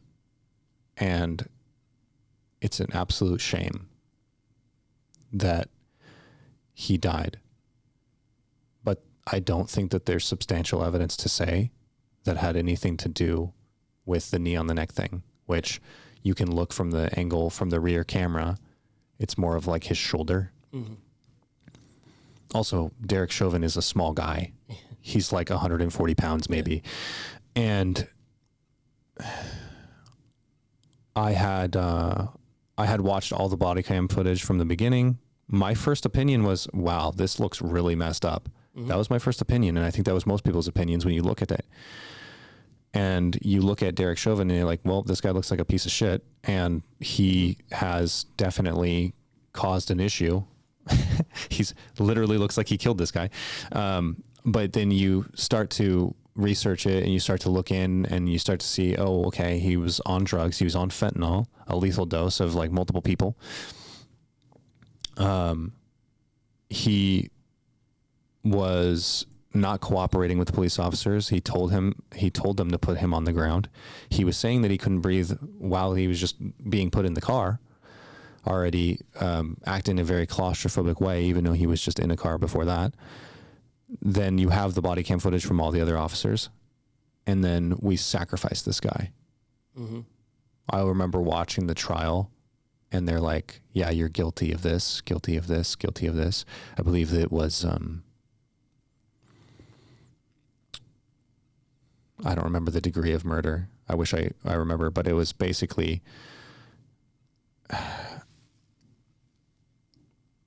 it was completely improvable of the level, the degree of murder that they had charged him for. And now he's sitting in prison right now. And what that is an example of a societal sacrifice, because people will riot and they'll burn down your city if you don't sacrifice this guy, and they want him dead. Which is not supposed to be how trials are done, for sure. Like, it's not supposed to have the outside influence. They want to publicly hang that guy. Yeah. That's what they want. Yep. They don't care about the fentanyl. They don't care about the situation. They don't care about the truth. It just fits this victim mentality. Like, he got his own statue, right? And again, like, to turn around and be like, oh, what you guys saying is racist. No, it's not. We're talking about facts of things that are happening, right, and have happened. There was like a race, like there was 4 cops there, and they were like every race. It was like there was an Asian guy, a Hispanic guy, a black guy, and a white guy. The full palette, you know. Yeah. Like just the fact that, like, we look at that and it's like, okay, we're giving somebody a statue, and again, nobody needs to go. Not saying that like, hey, woohoo, like what a piece of shit, but like, the dude had a huge criminal record. One of the things was like, I think it was like he robbed a pregnant woman at gunpoint. A pregnant woman at gunpoint. Yeah. Okay, like we can say this is wrong. Maybe the tactic that the dude was using, no matter how involved, if let's say that was 100% what killed him, the tactic is not good. Okay, we adjust, we change things. I'm full, just because I'm not crying about it, I mean it. Like, it really, okay, let's change it. But that's not, again, it's the mutually exclusive arguments that happen, right? Where it's like, it has to be this, this, this, and this. Mm-hmm. No. That could be true. But over here, I can also say, he does not deserve a freaking statue. Right. Yeah. So I don't know. I just don't think that, like a statue is necessarily the right move. Like, if you're going to, Right. We're getting into it. But we're also tearing down statues of George Washington. Yeah, that's what I'm saying, is like, it's kind of a weird... He didn't do anything important, by the way. Standard, like, to go, I don't know.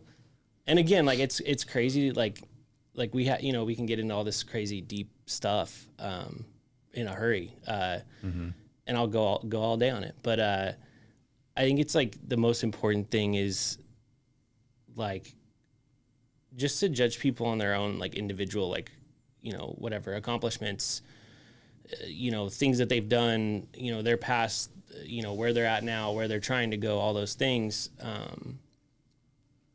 But it's crazy to me. It's just like people rule somebody out completely, or the cancel culture idea that like, you go with this hot take. It's not even a hot take. It's like, it's just an opinion. But it's like, oh, you're saying that, so that means you're, nobody should listen to you. Nobody should, talk to you. You should be shunned or ostracized from society. I'm like, what's the penalty, like, for just having a different point of view than somebody? And that's kind of crazy. Like, shouldn't be that way. The penalty has been, society has said, the penalty is that you get ostracized and you don't get to be in the in crowd anymore.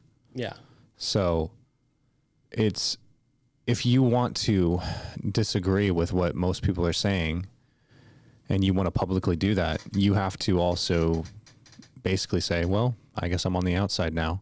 Yeah. And there, as far as what I was saying before, there was a philosopher who said something along the lines that he was like, the more that I agree with the general population, like the more that I agree with the majority, the more I realize I need to go back to my studies and think, wait a second, well, I'm starting to agree with everybody. Yeah. It's crazy to can't, like, I've been around people who have completely opposite views that, have said some wild things that I'm like, wow, I don't think I can get on board with that. Like, that seems a little too far for me, but it's also like, I treat them the same, you know what I mean? You still genuinely like them.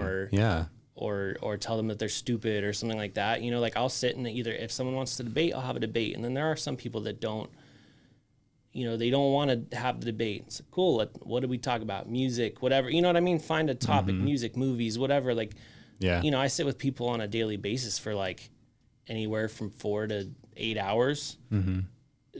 If you don't think there's a ton of different opinions that sit in the chair, next to me, like, there's a ton. Like, there's so many different, you know, whether it's, you know, I've tattooed, whether it's like gay, lesbian, trans, you know, black, white, yellow, brown, purple, whatever other colors there are, you know, like I've had them in my chair and like we have had a good time and, you know, had a good experience, and whatever it is that we can find common ground on, that's what we talk about. That's what we, you know, kind of, you know, rap about together, and it's a good time. And like, that's the thing is like, you would never, you know, have that opposite cancel view of somebody if you connected with them on their level. And then I feel like if you do that, and then you want to open that up to like, a debate, a discussion, then great. That's, you know, you find that common ground, you start there, and then you kind of build off of that. But I feel like now it's like, despite any common ground, it's like, if you disagree on this one topic, you're done. Like, that's it. Like, people won't put up with it, and they try to cancel you. And, you know, they're trying to cancel comedians. You're trying to cancel Chappelle. You're trying to like, they're literally out there to say things that provoke you in they're getting paid to do it. comedic way. Yeah. Like, that's literally their job. And then you're canceling. It's crazy. That's what Chris D'Elia said. He said, you know, you're not supposed to get offended over my jokes. You know why? I'm joking. Yeah. It's so good. Yeah. And it's like, you're literally paying me to come here and make you laugh and make jokes, and you're getting offended by it. It's like, yeah. And again, anything else, it's like, I've had people that I sat down with and we talked, and, you know, it was like, oh yeah, you know, you get the vibe where they're like, oh yeah, I just, you know, like, really don't like to talk about politics, or I don't like to talk about this or that, or whatever the subject is. And it's like, oh, okay. And then like, you move on. yeah. You know what I mean? Like, I never sit around and force people to, you know, to listen to what I have to say. Like, if they're like, I'm not in the mood to talk about that, cool, then we won't. But that's why it's crazy when you're like, people are protesting like Netflix specials or podcasts or whoever. Like, Joe Rogan got heat, and Joe Rogan's like a way more, I feel like, middle to left type of guy. Yeah. At least historically. And now it's like, he's gotten shit on so hard. Yeah. For like just letting people talk. And it's like, dude, isn't that the whole point? Is just to like hear different opinions. And if you don't want to, don't listen to them. Yeah. Don't listen to the show. Don't watch that Netflix special. Don't skip it, or get 10 minutes in and figure out you don't want to watch the rest of it. Like, that's cool. Nothing wrong with that. But like, it's so crazy how we've gotten to that point. Part of the problem is that the left doesn't think that you have the right to say whatever you want. Like, they don't have this opinion. They don't have this idea that, you know, freedom of speech. Yeah. I'm going to die on freedom of speech. Yeah. It's John Locke, isn't it? That says, I may not agree with anything you say, but I'll fight to the death for your right to say it. So they don't have that perspective. And that's where where the rubber kind of meets the road. It's like, oh, you actually don't believe that I should be able to say what I want to say. Yeah. And I would specify, like, I'd say it's a very far, like, there's far ends of each spectrum. Yeah. I think it's a very far left, very, very far extremist left segment that says that. Correct. Same as there's an extremely far right that, like, you know, whatever, Trump can't do any wrong, or, you know, he's the second coming or some shit. And I'm like, okay, like, let's calm down. Like, whoa, like, calm down. Yeah. But it's shifted a lot. Because, like, I definitely, as far as even my upbringing and, you know, friends, family, whoever, like, I would be considered very, like, again, more libertarian, more center, you know, if anything, like, slightly left. Like, and now it's like the dot shifted, you know, where it's like, wow, you're, you know, a crazy right-wing person. And I'm like, well, not, like, I've always just been kind of like, hey, everybody do what they want to do. Let's all coexist, man. You know, hippie peace, smoke some weed, you know, have beers together, and everybody just get along. But like, now I feel like it's like almost impossible to kind of sit in that, like, there's no happy middle anymore. Right. It's very like, you have to pick a side. Silence is violence. Yeah. Well, yeah, you have to pick a side. Yeah. If you're, you know, not cheering for somebody, then you're actively against them. And it's like, no, not really. But okay, if you know what I mean, if you got to lump me somewhere, I guess I'd rather be over here than over here. But I've always considered myself really like middle on everything. and I'm, you know, full of tattoos, and and a a lot lot of of right-wing people don't think that, you know, they look at exactly. me like trash, and I'm like, Yeah. cool, like I'll tattoo it right here, you know, like a lot of people on the right will see you and they'll immediately think that you're left too, if you have a lot of tattoos.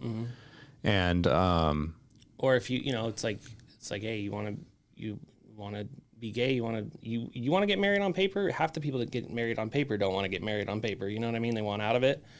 You want to get married? Cool. Go for it.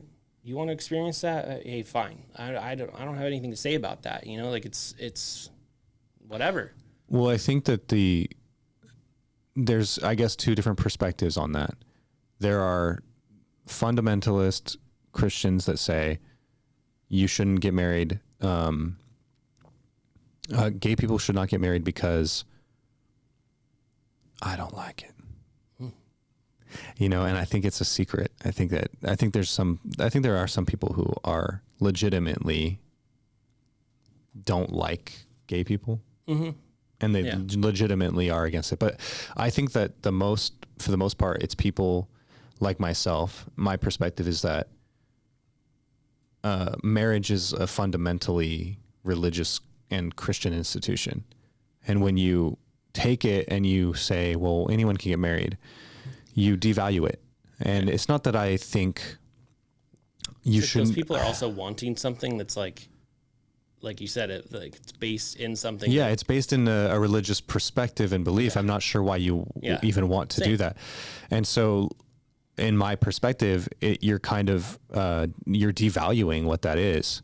And it's not that I think, oh, by law, you shouldn't be allowed to be gay and blah, blah, blah, or have the certain benefits that come along with having a marriage contract. But one of the reasons why marriage contracts exist is because you procreate. And when you procreate, we're going to give you some tax benefits because you're making children of the next generation, which is not true with gay couples. And so a lot of people make that argument like, oh, well, but what about the tax benefits? Well, there's a reason why married people get the tax benefits, because they're creating life, you know? And a lot of people don't make that distinction. But that's all I really have to say about that. Yeah, I think it's kind of crazy though. Like you know, as like a middle, what I would consider to be middle on the right, it's like, well, you are fine with this, and that. So like, you're not really, you know what I mean? Like you're not really over here. And it's like, well, you don't agree with this, that, and that. So you're not really over here. And it's like, okay, like I'm just trying to like exist and like be nice to people, and you know, everyone gets to have an opinion. That's part of existing. I think when you're part of the majority, that you're less likely to run into someone who has a different opinion, and you're more likely to react negatively to that. Whereas like for me, as a Christian conservative, libertarian-ish independent, a lot of people disagree with me. I'm used to being on the outside. Okay. So I'm used to being the person who has the offensive or unpopular opinion. I'm used to that. So when I go to work or I go to school or I go to wherever I'm going, the supermarket, if I'm going to have a conversation there, if I'm anywhere, it is very common for me to be around people who disagree with me as a general rule. And so I'm pretty comfortable being around people that I disagree with.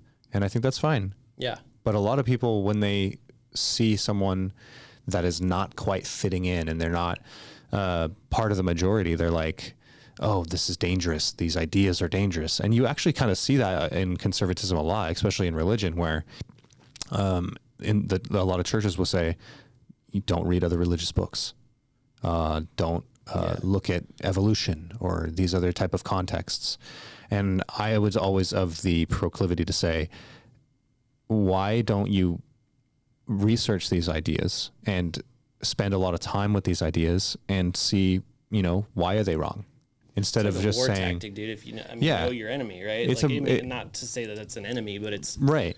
But it's also, view. It's like kind of culty and brainwashy to be like, don't read other things that are not our text. Yeah. It's like some North Korea shit. Yeah. That's a good way to be very ignorant about your perspective and other people's perspective.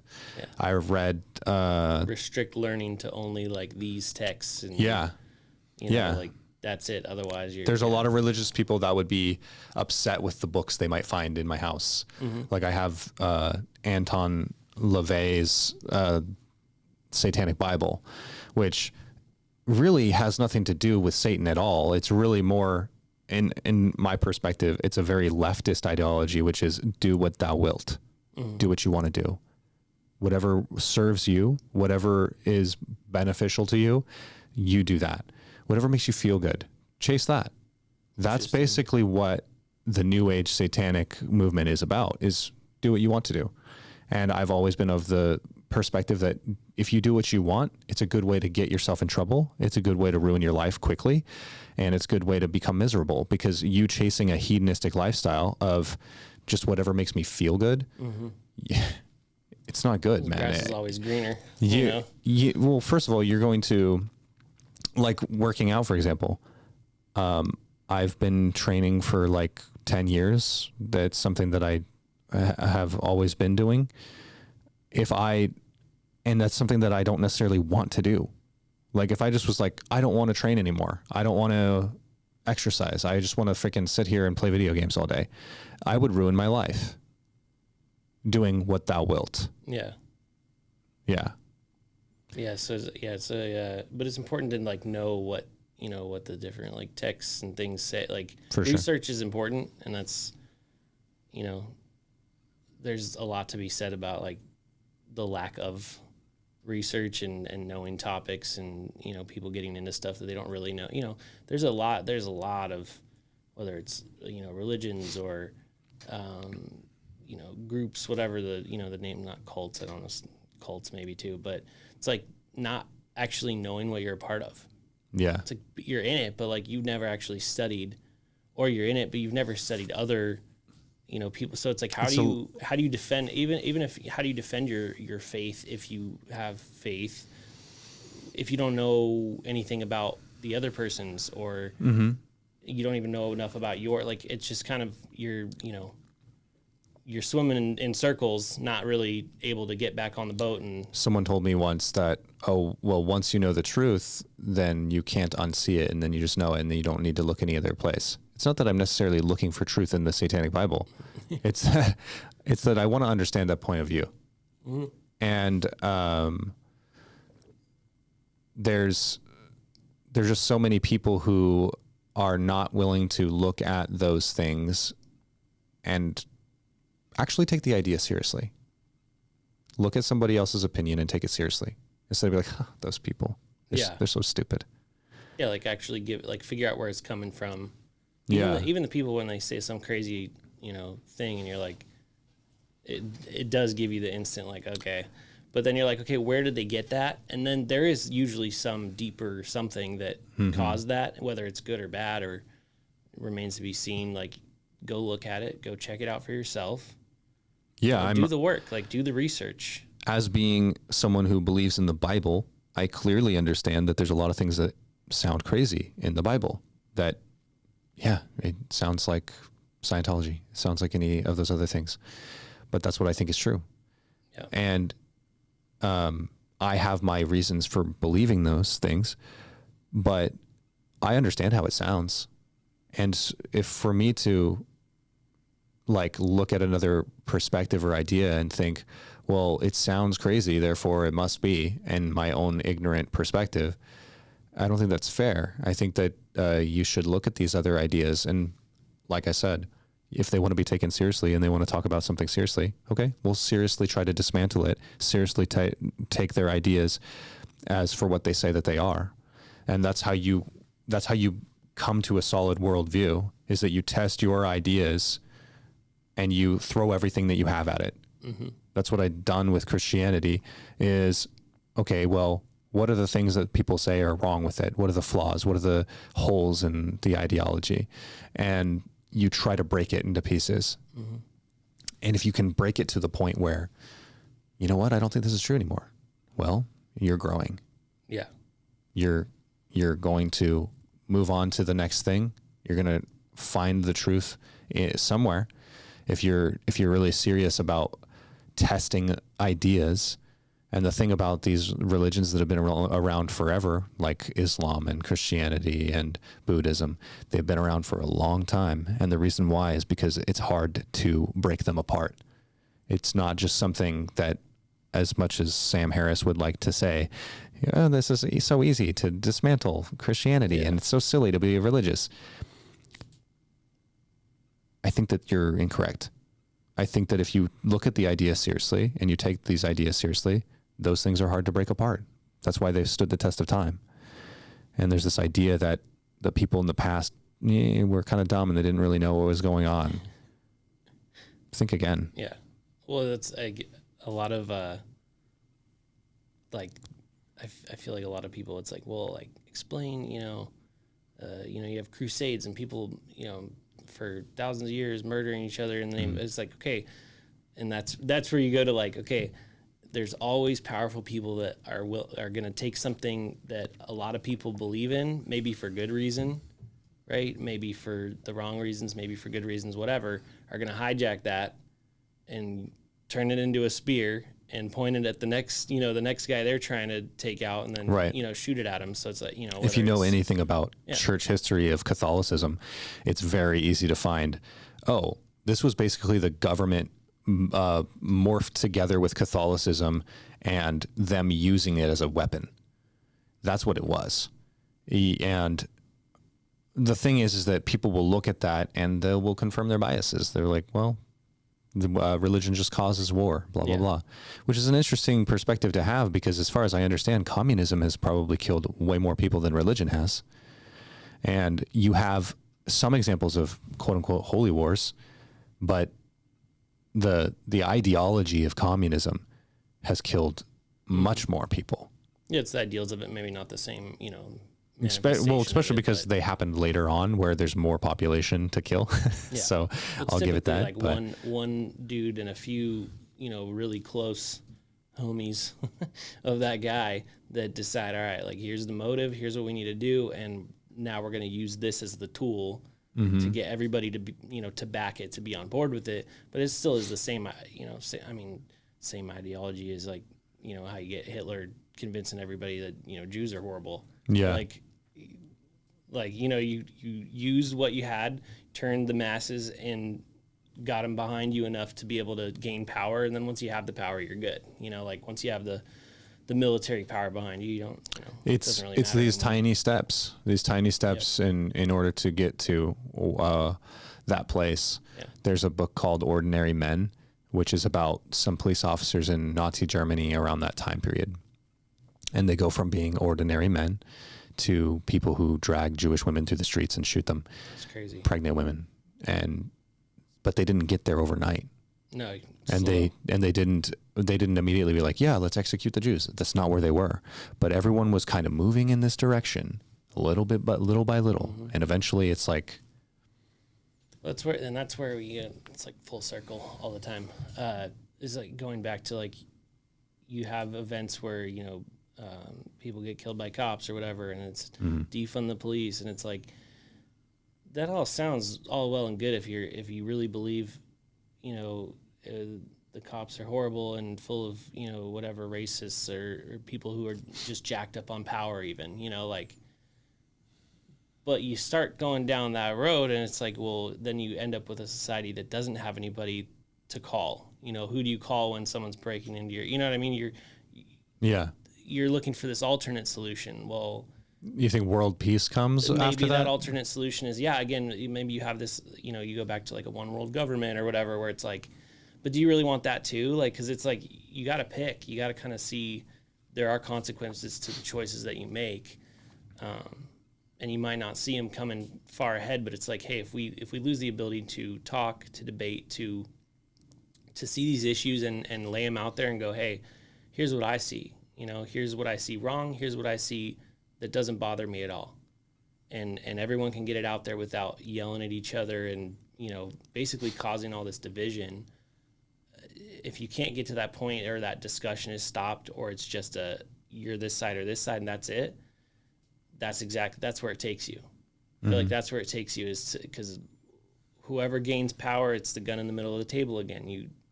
that person gains power, that side's going to push a huge agenda.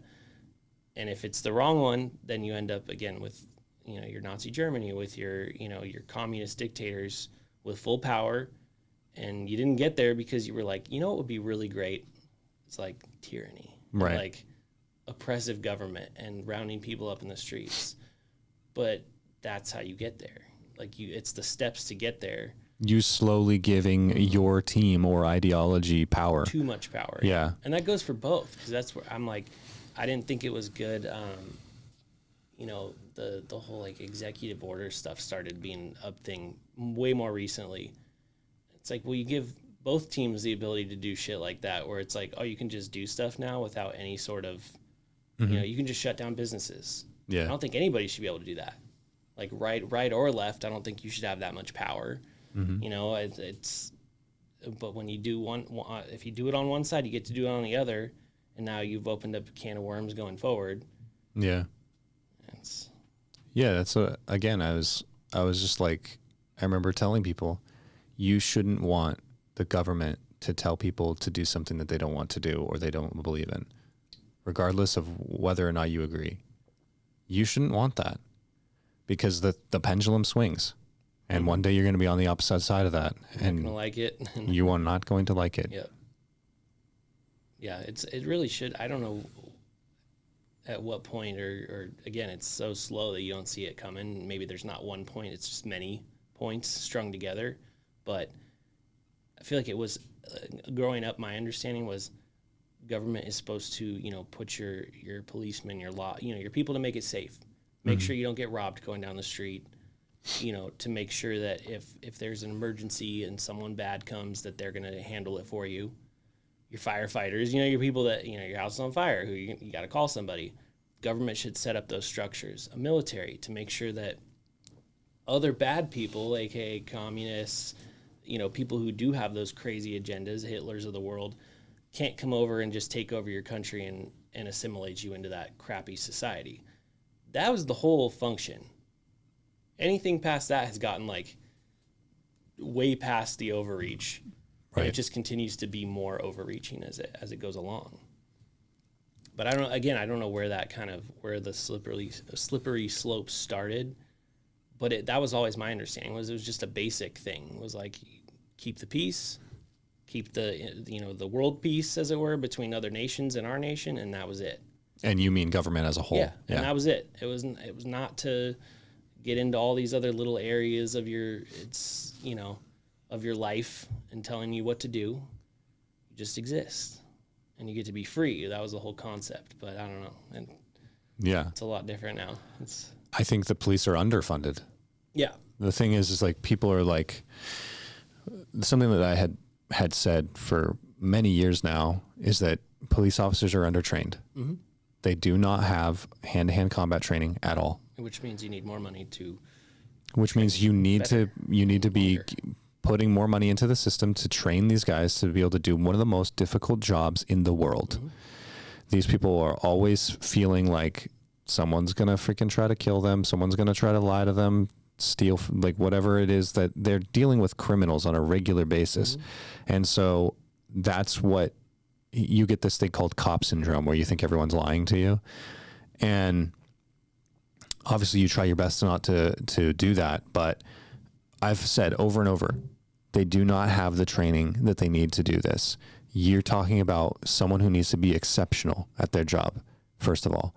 Second of all, if you are trained how to use a gun and or taser, but you're not trained in, say, jiu-jitsu or some sort of grappling combat or hand-to-hand combat, what is your first option as a solution? You're going to go to your gun, because you don't have a way of defending yourself other than, I've been trained to use this. So you're going to go straight for that. There's so many videos that I see where a cop's wrestling with a guy, yada, yada, that if he was trained in jiu-jitsu, or if he had some kind of Krav Maga or hand-to-hand training, the situation would not have escalated to the point where he has to shoot someone. So many times. And another point is, why would we have female cops in these positions? Yeah. where they're so much more at risk to the point where, yeah, they would have to use a gun much quicker. Yeah. Because physically outmatched. Yeah. 7-footer versus a 5'2", yeah, a 7-footer. Unfair, Yeah, it's white 7-footer. It's completely off. And what's attached to that is like this feminist ideology of, women can do anything men can do. That's not true. Yeah. But the thing is that people want to look at men and women and they want to say men and women should be symmetrical. No. Men and women are equal, but they are not symmetrical, and they should not be. Yeah, equality isn't based on having the same exact capabilities. Exactly. There are things that women do that they are way better than men at, and there are things that men do that they're way better than women at. Yeah. And putting them in combat situations or situations where they have to try to physically arrest a grown man is stupid. That's what is it? Joe Rogan comedy where he's like talking about Shaq, like him versus Shaq. He's like, we're not even the same thing. Like, you know what I mean? And you're technically both men, but that doesn't mean like I shouldn't be a Navy SEAL. Like, it's fun. Yeah. You know what I mean? Like, I remember everything about me. I insulted a friend of mine because he kind of looks like Thor, but like not in shape at all. And I was thinking, it's weird that Thor, the guy, Chris Hemsworth is a man, but also my friend is a man. Like they're the same thing, but they're not. Yeah. It's so crazy though. Like that's even a debate or like a, sorry, not a debate, but a hot issue. A hot issue. Yeah. It's like, well, that's fine. Like it's okay. And they think that it's like, oh, you're taking our rights away and you're oppressive patriarchy or whatever it may be. And it's like, no, I believe in gender roles, but I also want to protect women. It's because I care about women. I do not want to see them get beat up. And I've seen it. You think that you're like this crazy macho, cool protector. I've seen women get the crud beaten out of them as police officers, and I hate it. Yeah. I never want to see it.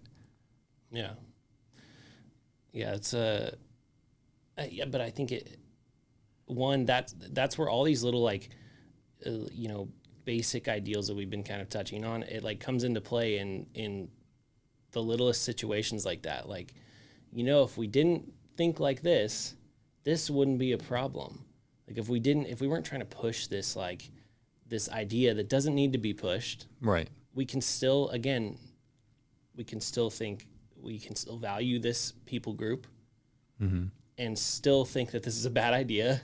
Like, hey, love women. They're very capable and they do a lot of things. And there are women that can outrun me and outshoot me and all that stuff. Absolutely. On the bell curve. But but we see this situation happen. Maybe that wasn't the move.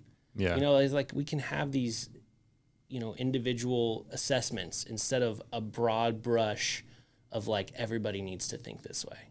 Right. No, we don't. You can have different tracks of thought. And it's good to have that because the whole idea is that like diversity is supposed to be good, and that's how it is good. If you have all these differing opinions, they come together, you kind of are able to form like a baseline of like, okay, so maybe she needs to be paired with a dude who's 6 foot whatever. Yeah. Because that would be smart, not because she's incapable, but because like this situation could arise. Right. And you actually solve things based off of all these differing opinions coming together, as opposed to just like, you either have to be here or here. All the policy is formed when you're over here and we have power, and then sweeps across the whole, police force everywhere. Mm-hmm. And now you have those problems. Or, it's the same concept though. It's just applied to every different subject. Yeah. And that's, as a basic idea though, it's like you need more training. 100%. That's one of those jobs where you have people getting 4-year college degrees in shit that doesn't matter, and they're not getting trained for 4 years worth of stuff before they're released onto a street. Like they should have more training for their own good, not like like cops are bad as a whole or something, but like they should, because then you're gonna do your job better and you're gonna be able to respond. Like you said, you're gonna have 4 years worth of jiu-jitsu or whatever other kind of hand-to-hand training that you you maybe don't need to go for the gun or the taser as soon. Right. And then you only go for it when you really need to, and you have less of these. Like there's things like that, but it requires more money, not less money. Mm-hmm. And that's where it's like, if you critically think about things and you go, okay, what's the problem? Okay, this is happening. Like people are dying. Okay, why? People are using the gun. Okay, what's the solution to that? Less of them. No, that's not the solution. The solution is better training, less need to use it. You know, the problem is that there's an ideology that believes that the government is systemically racist, and that if you are a police officer, like as soon as you button up that uniform, you become a racist robot, including if you're a black officer, apparently. Which is weird to me. I've never understood that. Yeah. I don't know. I don't get that. Yeah. Like you could it's this idea that racism is so ingrained in our society and our culture that they're just taking advantage of people everywhere they go. And I've talked to people and I'm like, yeah, I've had bad interactions with police officers and they're surprised by that. Mm-hmm. I'm like, yeah, it turns out that they're dicks to all of us. Yeah, I absolutely 100. But I've had great reactions, great interactions as well. Yeah, I tattoo plenty of cops, like, like a lot, mm-hmm. and I'll tattoo a lot of different people, like a lot of cops, and I could care less. Like I will every time. I'm like, I fucking hate running into you guys out in the world. Yeah, like I absolutely hate it. It's never fun. It's always stressful. I don't care if I did nothing. I could know exactly what I did wrong and still be stressed. I'm still like, oh no, like I'm getting pulled over, or like mm-hmm. there's a cop car behind me, not even lit up, and I'm like, fuck, he's gonna light me up. Like there's no there's not necessarily a reason for that. I'm not smuggling drugs. I'm not, you know what I mean? Right. I didn't just break and enter somewhere and I'm running away, or But it's I've heard stressful. I've heard it said like, oh, you don't have to be nervous around cops because you're white. I'm nervous. Like, what are every you time. talking about? And I mean, I didn't help that I tattooed up my whole freaking neck and face and all that. So it's really, right, exactly. So like, you're like, trust me, I'm a good that person. Guy's probably a piece of shit. Yeah, maybe. Right. Depends on the day, but I've gotten pulled over for absolutely nothing. You made a lane change too quick or whatever. And it's like, okay, like, so you want to pull me over because you saw what I look like, got it. You go through the whole song and dance. It's bullshit. It wastes time. I've had cops be dicks, pull me out of a car, hood slam me. Yeah. Throw my hat into traffic, detain me in the back of the car for God knows what. I'm like, I've literally done nothing wrong, just because I don't know, whatever, they didn't like my attitude or whatever. Like there's lots of things that I've had a lot of interactions where I'm like, I don't like cops. I don't want to see a cop. I don't want to be around one. I'm not sitting around saying defund them or that they're all bad people either. Yeah. And you know who I'm going to call if someone breaks in? The freaking cops. Mm-hmm. Like, that's the whole idea of it, is like, nobody wants to deal with... That's because you're a square. Yeah, that's because I'm a square. But yeah, it's kind of like, I'm not sitting here, I don't sit here claim to know, like, oh, I don't know what it's like to be a black person. No, not at all. I'm not saying that. I'm just saying, like, it's not a fun experience. Like, no matter what you do, the bottom line is every time I go through that, I already know I learned the first time. It's like, I'm like hands on the wheel. I'm communicating. I'm respectful. I'm nice. And I'll be that way up until I'm in the back seat of one. And then I'll talk shit because I know, like, they're safe. They feel safe. I'm behind the bars. Now I can be like, hey, dude, what the fuck? Why are you wasting my time?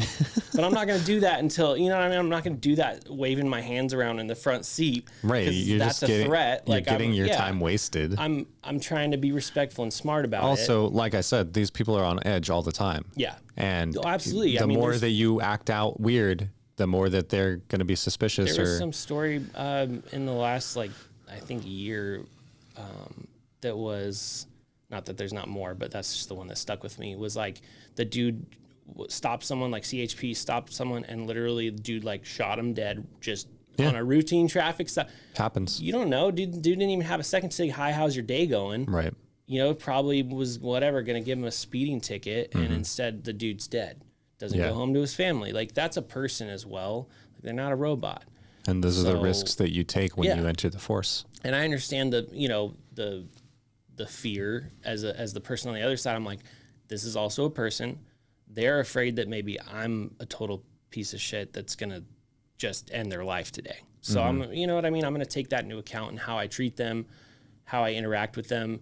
And then if they're a dick to me, you know, and the opportunity is good and I'm not, you know, threatening them in any way, I'm going to tell them like, you're an asshole. But that's different than like not complying, making it absolute hell on them to do their job. Like it's, you know, there's a middle ground there. That's, you know, you can hate cops and still act responsibly around them and like accept that they're people too. That's such an interesting piece of advice from JP. What a weird one, right? Yeah. Be respectful. Who knew? Be respectful, but you can also hate them. Yeah, you can also hate them. I remember sitting around with one of my clients, and it's like, whatever, like fuck the police. Like came on, dude's rapping the entire song, and I was like, you know, this is like about you, right? Like this is your job, and it's saying like fuck you. Yeah, yeah. Like rapping to it, like all happy. I was like, that's awesome. That's funny. funny. You know, it's like you don't have to care. You don't have to be offended by everything. It's, you know, it's all in good fun. Mm-hmm.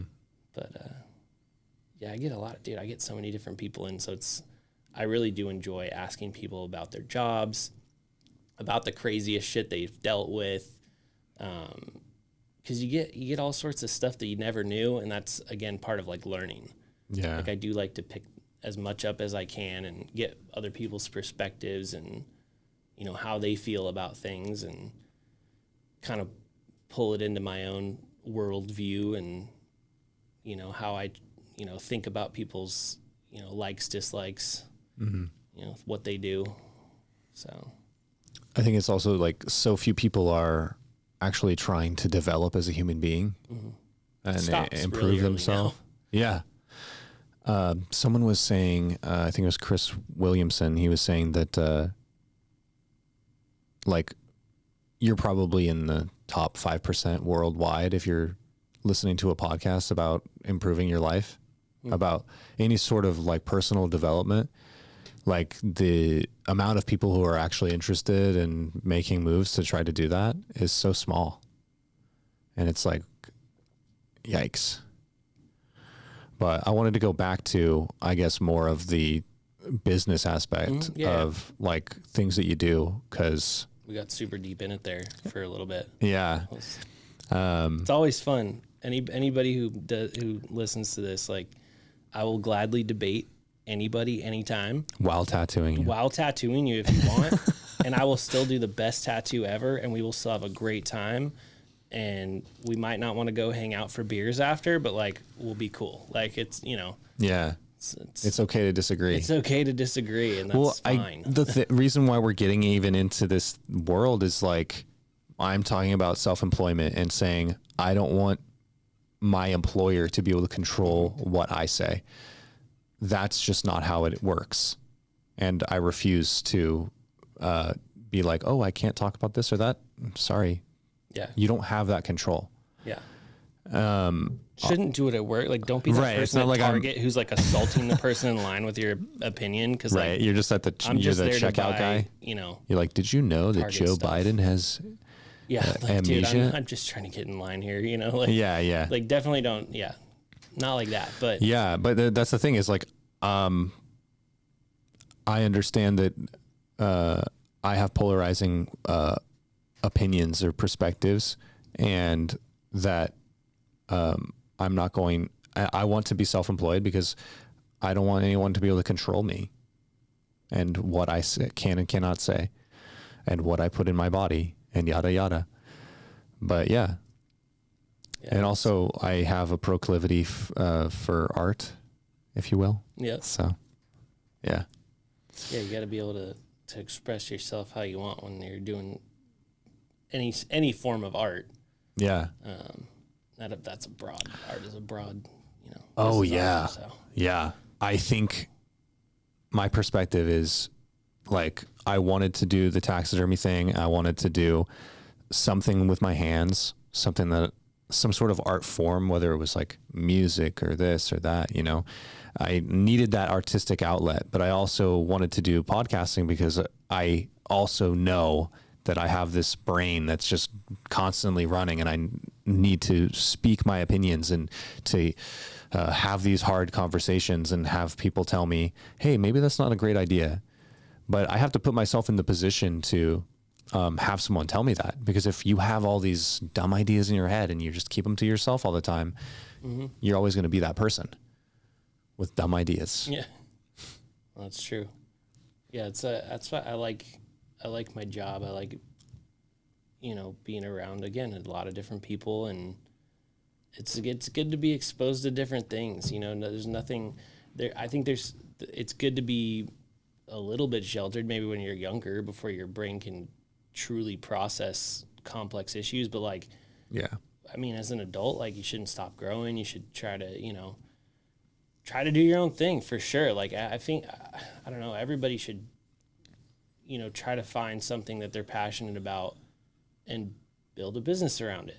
Like, not everyone can. I mean, there's a place for servers and waiters and bartenders, and I love all of them, because otherwise I would suck going out, but you do, I think, like, people like yourself and like me, and like, we're, you need that. Like, you need to find that outlet and that thing that, like, makes you happy. And if you can turn that into a business and something that you can make a living off of, dude, like, it is the more difficult road. I have always, since I was a little kid, I remember seeing my dad do his 9 to 5, going to work every day. And I just dreaded the idea that that's going to be me one day, just going, grinding, and doing something I don't want to do. And something that I have no passion for. And I just remember thinking, like, what am I going to do? Like, at like 13, what am I going to do? And I think that it's something that a lot of people kind of envy, creativity, but it's kind of a double-sided thing. It's a curse in a lot of ways, because you can't help it. Like, you can't help but go this path and be creative. And sometimes that's at a high cost. Like, if you just worked a normal 9 to 5 or went to school for this or that and the other thing, and you took the normal way of society says to go, life would be a lot more simple. You'd probably be wealthier. You'd probably, it's very small percentages of artists that really succeed and really can make their way. And it's not something that everyone can do. And a lot of people are like, oh man, I wish I was creative, or I wish I had that, like, artistic eye or mind. Or I'm like, you kind of do, but you don't. Yeah. Because, like, I can't find purpose, fulfillment, or happiness outside of it. Like, I need to do it. It's like a drug. Like, I need to chase after this thing. If I could just work a 9 to 5 and I was like, yeah, I would do it. I really would. It's so much simpler. It's so much easier. But I just don't have that. And people are different. And that's just the way that it is. And, so if you are not very creative and you want to be, hey, there's negatives and positives to all types of people. It's true. That's probably, like, one of the biggest things that, like, I think about randomly, and not all the time. I'm not, like, super impressed or something, but like, just random thoughts of, like, man, like, what about when I can't do, like, what about when I can't tattoo anymore? Like, whether it's my back or my, something's gonna give out eventually. It's part of it. You get carpal tunnel, all sorts of. It's pretty common. Yeah. Like, at some point, it's gonna hurt more than it's worth to keep doing it. And it's like, when is that gonna be? And I'm like, man, like, what am I gonna do? Because, like, I don't know what, like, before it was the same thing. I was trying to did a bunch of odd jobs, worked a lot of different, like, weird same places that and it's the same thing. You climb as high as you can, and you're like, well, that's it with this one. And then you go find the new job. You go as high as you can there before you hit, there's always some dude ahead of you that has had the job for like 20, 30 years and is not going anywhere. And you're like, cool, so that's the ceiling. And then you find something new and you just keep going, and it's like, I couldn't do that again. Like, there's no way. So I'm like, what, you know, it's weird to think about, but it's like, you know, people are like, oh, you don't take days off. And it's like, no, like I find it really hard to like not do that. Mm-hmm. Like, I don't feel good not doing that. It's definitely not during the little bit of shutdown. I was like, dude, I'm going to lose my mind. I need to work. Yeah. Like, get back to it, you know, but that's because of that drive, like that creative, like you need to like make something. And not to say that everything I create is a masterpiece. Like, you know what I mean? Like, sometimes you're just doing some script or some, you know, like a little flower or something that's like super simple, but you're still doing it. Mm-hmm. And you're still, you know, going through it, even just the practice of it. You know, like people, like baseball players still take batting practice just because it's not for the game. Like, they're still, you know what I mean? Repetition is still doing what you love. You're getting in those hours. Yeah, just getting in the hours. It's not necessarily all glamour, but it's still doing what I love to do. Mm-hmm. And that's, yeah, it's like a blessing and a curse, because it's like from time to time I'm like, man, I'm like running myself down, getting tired, getting not enough sleep. Like, there's, you know, weeks where it's like 3 hours of sleep a night at maximum, and that's just because I'm pushing wall to wall with appointments and getting ready for them, and that's it. That's all I have time for. And you feel really tired, but at the same time, I think I'd rather be doing that than, like, you know, taking, you know, a normal 5-day work week and taking 2 days off, because the 2 days I'm like, I'm just itching to be doing what I want to do. Yeah. But that's, yeah, it's the flip side to not doing the 9 to 5. Have you thought about like doing some sort of regiment to try and save your body through this process? I kind of switched over to doing, like, I'll go in those spurts, and then I try to space it out maybe 3 to 4 weeks, usually about 3, and just take like 3 or 4 days at one time. That way I actually get to, like, you know, the first day is usually sleep in for like the entire day and just get caught up. Yeah. And then I have like 2 days to like go up north for, you know, a little like hotel stay or something like that, you know, walk on the beach, whatever, you know, go up to the mountains. Did like Big Bear. Yeah. The last time I think I had a break. You know, went to like Monterey one time, like just try to get away, and then recharge, and then I'm good again. So I think that's part of the thing about workaholics is that we lack balance in life, and we have to like kind of learn how to relax and just chill. Like, hey, it's fine. It's okay that you're not working. But also if I were you, I would try to do some sort of like regiment in the gym, or make some sort of option for you to, you know, create that longevity. Yeah. Like that's something that I think about with taxidermy too. I'm like, gosh, like I don't want to be like bending in this weird angle for hours. Crooked spines. Yeah. Like like ergonomics is something that I think about a lot. I have like a standing desk at my house, you know, I like think about these things a lot. Yep. And so, I've got a special chair, bro. Get sponsored, right? By Carmichael Throne, which is like a drum seat company, but they make like, they do like all ergonomic chairs and stuff now. Oh, okay. But it has like a tailbone cutout. Yeah, So yeah. I have an ergo chair too, is what I think it is. It was like $400 or something. Yep.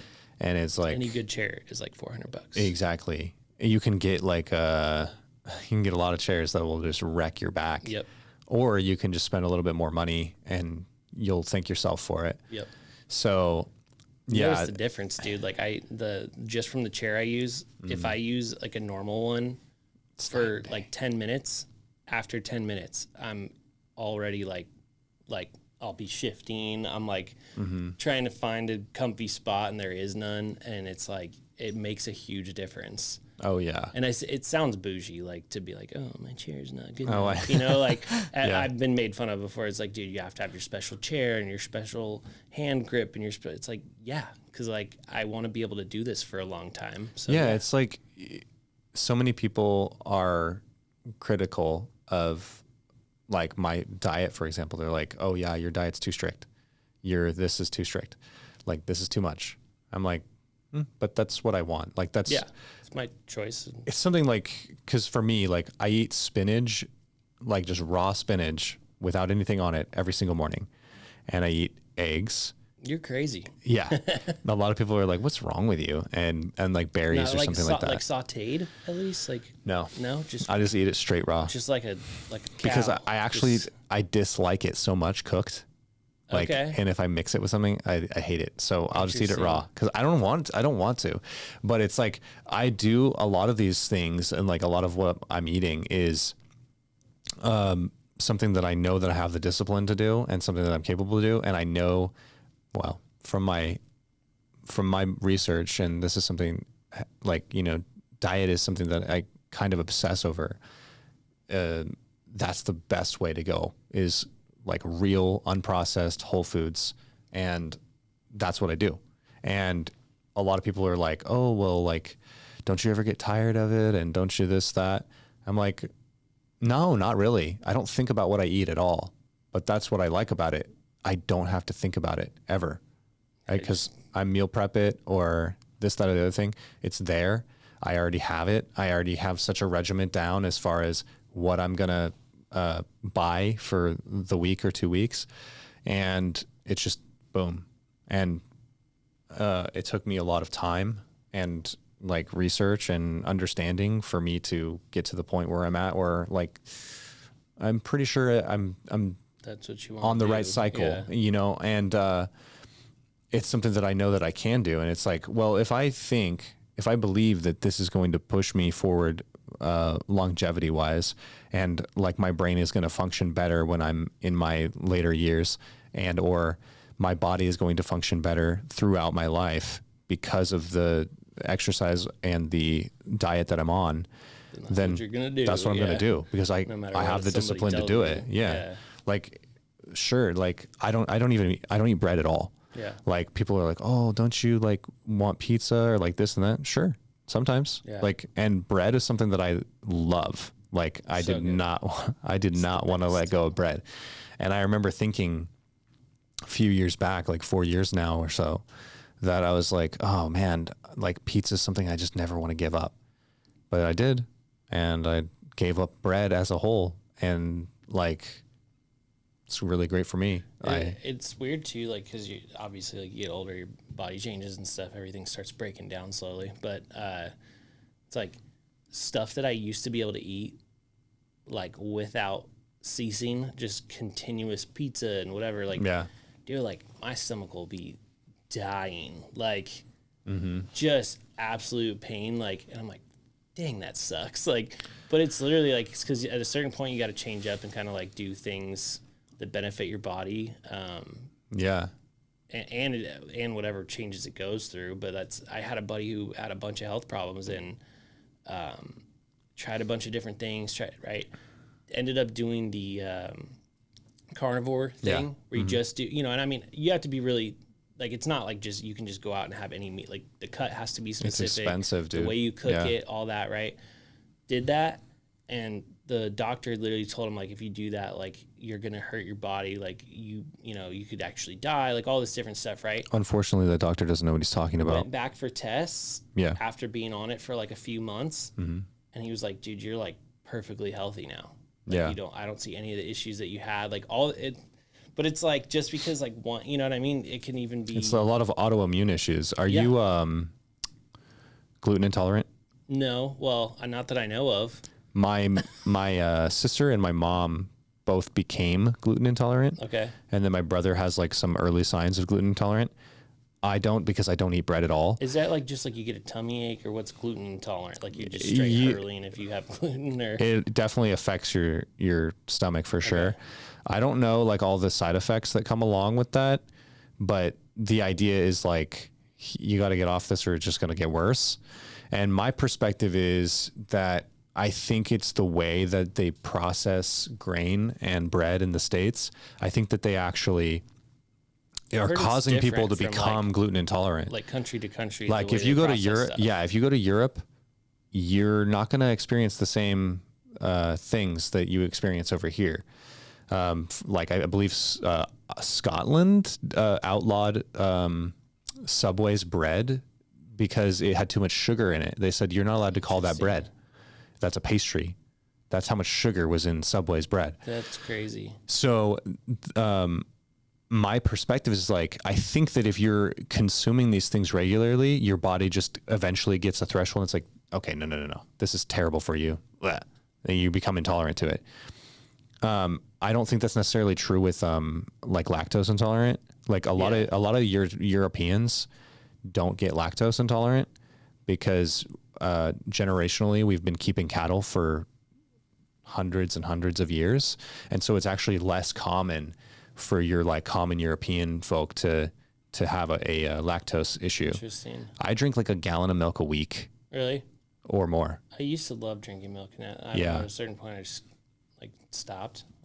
Dad still does people will say like dairy is a real issue. I think it's an issue for some people, but everybody's different, you know.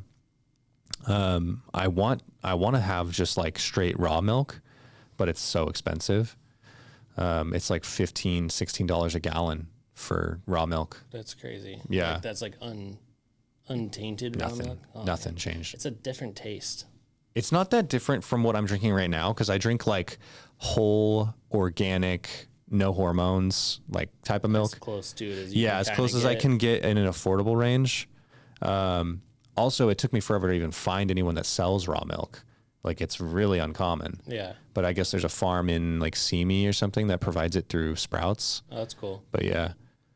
Yeah, that's why there's some different diets out there, dude. Like, especially now. And it's again, like, you get doctors saying one's bad, this is good, this is bad, and you just never know, because it's like, unless you're like the subject matter expert or you've gone through it, like you've actually done the diet for, you know, at least like 3 months is usually something like that before you're actually like on it, or, can see the results, I guess, on the, you know, health screens or whatever. But like, you don't know, like, there's so, you know what I mean? It's like, this one will be the one that, you know, you lose weight on this diet, and it's like, will you, or will it wreck your body later? Or like, you know, and there's just so much info. And there's so much bad information. And the thing is like, all of the people, like, you can even look at the most professional MDs in nutrition, they disagree. So as an individual, how are you supposed to know what's actually good for you? It's so difficult to sift through things.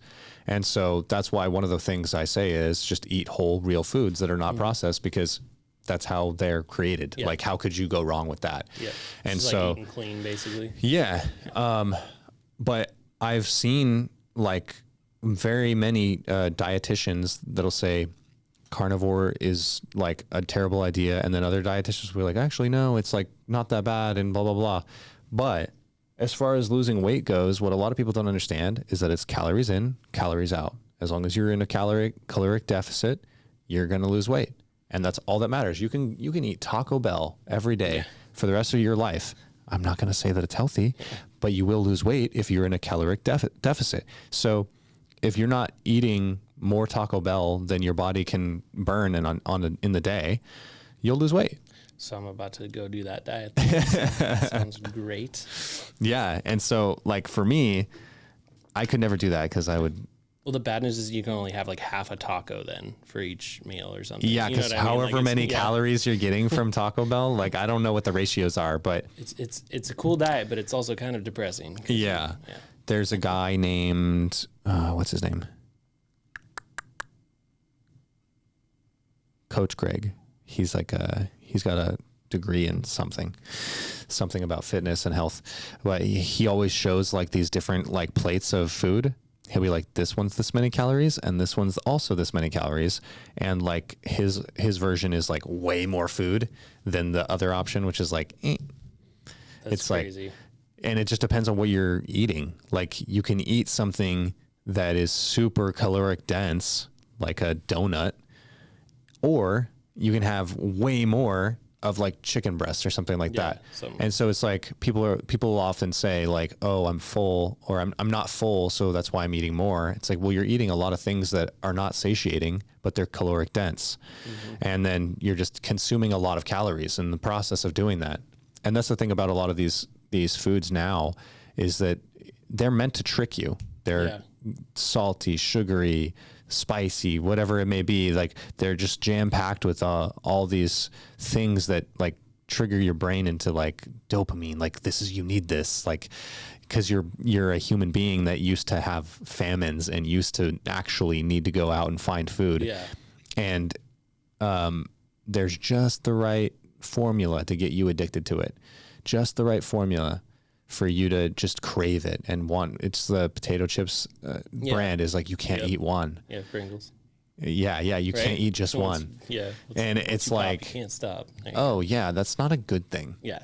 So, yeah, like I, even when I eat something that's not in my normal like diet or regimen, I'm always like, I'm slowly killing myself eating this. Yeah. Like I can't not think about it. Yeah. Like it's a problem. What do you eat sushi or no? I don't eat sushi because I don't like seafood. I was gonna ask you. Like maybe you don't know then. I was gonna say why, like, because I feel like every time like sushi is like the one food where I can eat it and then like 2 hours later I'm like, and I'm hungry again. Yeah, it's probably because it's not very satiating. You know, like you're not getting full.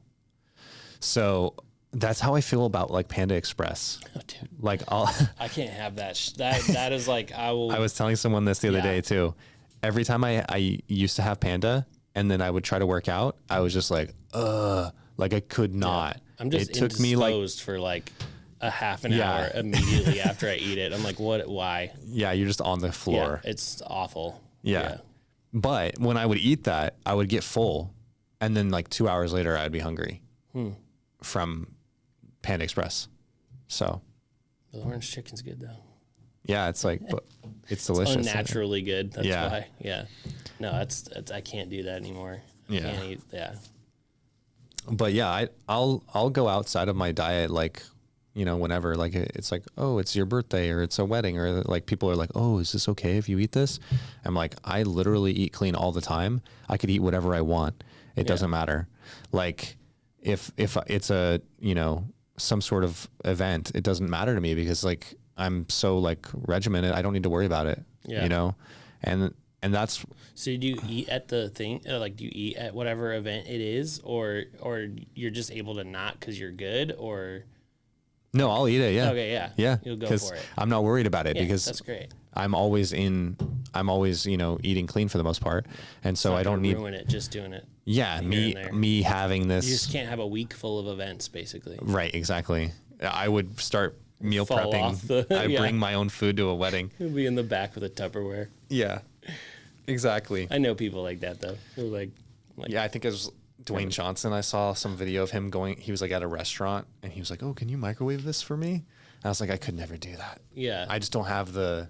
Just eat it before, dude. Yeah. I couldn't, I couldn't ask them that. Like, don't go to the restaurant and make him do that. Just eat it before. It's because he's The Rock. He's like allowed to. Well, yeah. That's They're true. like, yes, please. When you're famous. And they're going to tell everyone, I microwaved his food. Yeah. When you're famous, you can do anything you want, and then a lot of shit comes free. Yeah. Which is kind of weird, because it like should be the opposite, right? You make more money, you should pay for more shit. It's because we idolize people in our culture. Get free stuff. Individual people who don't actually do anything heroic. They just pretend to do heroic things. I get free beers every once in a while, but that's cool. about it. Yeah. Yeah, you can get some free stuff as a tattoo artist, I feel like. It's every once in a while. There's some famous tattoo artists out there though that like they do some great, like some big, you know what I mean? Like I'm not that ambitious, I don't think. I'm like a middle of the road ambitious. Some of these people like, they got their own companies and they make clothes and inks and products to use, and like they've got patents on stuff. You use some of Big Sleep's inks. Yeah. Yep. And there's a company called True Tubes that they make a lot of different stuff now. They make like needles and everything too, but it was like foam grips for your hand. Mm-hmm. Like I'll use those every single time. Like since they came out, it's like fits my hand. I got bigger hands, so it feels like I'm like the evil emperor, like trying to grip onto a small machine. Like my hands already look like they're messed up, so having a big grip is kind of helpful. Right. But yeah, like there's a tattooer that just was like, hey, this would be smart to make, and did all the, it's a lot of legwork to like find a company to produce it, or rather a factory to produce it, and then got to find somewhere that can do it cost effective so that you can actually make some money off of it. You know, the seed money that goes into starting those kind of things is super, you know, it's a decent amount of money. But it's just, yeah, I've just never had, I don't know. That ambition is a little above where I'm at. I'm like, I just want to work hard doing my thing, and that's about it. If I can invent something that would make my job easier, I would, but I'm not going to patent it and then like have someone produce it and like sell it everywhere, unless I thought it was such an insane idea that I would make a ton of money off of it, right? Yeah. But there's a guy who does like bone articulations. His name's Odd Articulations. Well, it's not his name. His name's Dalton.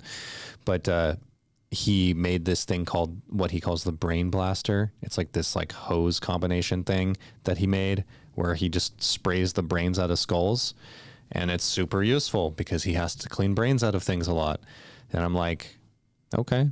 Yeah. But it's not like, I think it's just like a combination of a few tools that he kind of like did he made put up. the info out there for people to use? Yeah. Yeah. So like he doesn't make any money off of it really. And, No. but it's a small community. Exactly. The community is so small. Like I can't imagine me creating some sort of weird tool that I use and being like, don't you want to buy it? Like if I went on Shark Tank with that, they're like, sorry, but no one will buy this. Nobody needs this. That's, I don't know. I feel like, you know, I definitely went through a phase where I was like, oh, I'm going to, you know, figure out a light attachment to the chair, you know? And it's like, yeah, that would be super helpful to not have another thing on the floor and to be able to just use a tanning chair, you know, yeah, just a tanning bed, to like move it around and not, you know. But it's like, dude, for the amount of like time and thought and research and then packaging and then all this, it's just so much more than like, I think my mind stops working at a certain point. It gets like, it's like, also okay, disinterested. Yeah.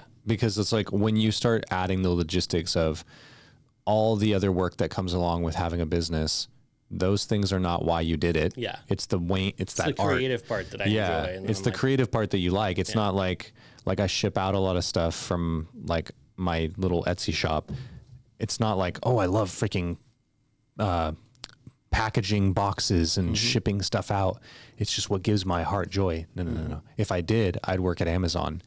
But the thing that I enjoy is the art part, and then that's just something that comes along with it. Yeah, it's and like the creative part of it. And after that, you're like hands free. Like exactly. Take it, do something with it. And if I could afford to, I'd pay someone else to do it. Yeah. My involvement stops with the thought process, and I'm like, oh, that was fun. Thought about it, like it would be cool, but. Yeah, but it's cool. Like it's good to see like that there are people in my field that like really have that extra kick in the pants or whatever you call it that gets them out of bed to do that extra thing in addition to tattooing, which is kind of crazy to me. I'm like, I don't know how you do both. Tattooing is more than enough for me, but it's cool. It's like those guys who do you know, they in a band and then they also write music for other bands and then they produce for other bands. It's like, man, you're busy. Yep. Like for me, it's like if I was going to do music, I would be just writing and getting the music recorded is enough for me. I don't want to be writing more for other people, you know. Dude, but if you're good at it, hey. Bring Me the Horizon dude. Ollie Sykes. Yeah. He has like his own clothing brand and stuff too. Oh yeah, for sure. Which is like that's a whole nother job too. But it's cool. But I feel like if you have the money to throw at something where you can just pay people to do all the logistics there, little easier. Yeah. I think that's why a lot of people like that do that, because how much work is Ollie Sykes doing as far as like packaging clothes or whatever? I bet you he's not. You know, he's on tour. Who knows how much money that guy has. So he doesn't have to worry about that. Yeah. In my opinion. Yeah, I think that's like my looking ahead. It's like getting into a little bit more real estate, like kind of, you know, trying to make money that way. Make money while you sleep. Yeah, make money while you sleep. Yeah, you know, or while they sleep or whatever, whoever's in your house. Like rent places out or, you know, vacation rentals, do something like that. And then that way, again, because unless you have that, like, that stash money to like use, you know, to do more projects, it is really hard to just like doing something from scratch. Like opening up the studio out here was not easy, you know, and it took a lot more than I thought it would. And then sourcing the money, if you don't have it in your pocket, is like good luck with like a new venture trying to find someone who will lend you the money. Right. Like if you're not already a 3-year running thing or whatever, You have to be a positive investment. yeah. They're not going to take risks. Yeah. People don't, it just doesn't, it's not how it works anymore. Yeah, it was like, it was enough effort that I was like, yeah, this is a lot. Like, especially in California. It's kind of hard to do because everything's expensive, but it definitely takes like a large amount of like your own money would be the way to do it. And it is a big risk then because you're like taking your savings basically and just forking it out and hoping it works. Right.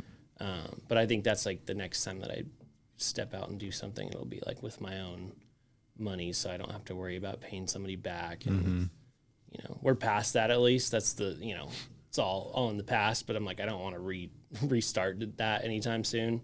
Yeah. Owing somebody money. I read a lot of like business oriented books. Like I'm sure you're familiar with Gary Vee. I don't think I am. Oh, okay. He's like an I'm entrepreneur. not that smart, dude. Come on. He's I like make tattoos for a living. He's like an entrepreneur type. A lot of people talk trash about him because they're like, oh yeah, he just says have good intentions and hope and you'll succeed. That's not what he is about, honestly. I think he's a smart guy. But one of the things that some of the books I read, I actually can't say for sure if it was him because I've read a lot of different people's opinions. They're always saying like, don't take out a loan for your business. Like, don't spend money you don't have. Like, spend what you have and make it work as cheaply as you can, but don't take out a loan because you never know what's going to happen or like what's going to work, yada, yada. And so I was very like mindful of that from the beginning. And luckily I have not been in debt for anything that I've been doing. So, but easily could have fallen into that trap if I had tried to do this earlier in my life or had the wrong information on hand. The wrong person says, oh, just do this. You might think it's a good idea at the time. Yeah. And, go for it. But yeah, my problem is like different. Like people can line up to get tattoos, but I'm not finding dead animals on a regular basis. But yeah. It's hard to do out here. I feel like California for that. Cause like, I mean, shit, dude, you go to the Midwest and oh yeah, I would be hunting up to my eyes in work immediately, almost. Yeah, probably. If you can just like show that you can make a trophy of a whitetail. Yeah. Oh well, there's going to be people lining up because there's not enough people doing it, and so out here, maybe that's not what you want. Like exactly, you don't want to just be doing whitetails either. That's one of the things that kind of pushed me back from going the traditional taxidermy route and just like I'm going to go to a school in Montana and whatever. Yeah. It is like I didn't want to be just doing game trophies, and that's why I had learned from people that were doing more museum educational oriented stuff, and then starting my own business and kind of being able to outsource my own work in my own way. Because even if I was working for a taxidermist, I'm still working for a taxidermist, and I'm still not self-employed. Like that's not the goal ultimately. Although maybe I would do something commercial if if it was my own business. Yeah, it's interesting. Like that, I like thinking about other people, like other people's fields and business. I'm like, oh yeah, what could you do? It's like fun. It's like a puzzle to solve kind of. Yeah, that's a trip because it is a very small. It's a small community. Like it's way smaller than tattooing. That's for sure. Tattooing isn't so big, especially in LA.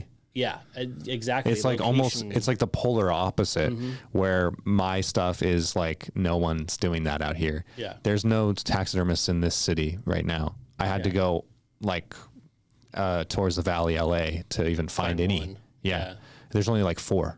Yeah, that's crazy. Yeah. I mean, then, yeah, and it's either a long haul thing where you got to go do go to another state, spend the time, and then come back. But it's still a supply thing as well. Yeah. So like, even if I did, and I, got certified in all these ways, I don't have a customer base that's just going to show up. And it's definitely an online thing, like an Etsy or a, whatever the right. I mean, mode of, there's a company out there. I feel like I went to because I'm always looking for weird shit like that. Cause I love it, but there was like a site, and it was like all these different articulated, like a cat skeleton and it was like all these different ones. You're probably referencing Skulls Unlimited. Maybe. They have a lot of replicas. They have a lot of actual skulls. They have both. disarticulated and articulated stuff.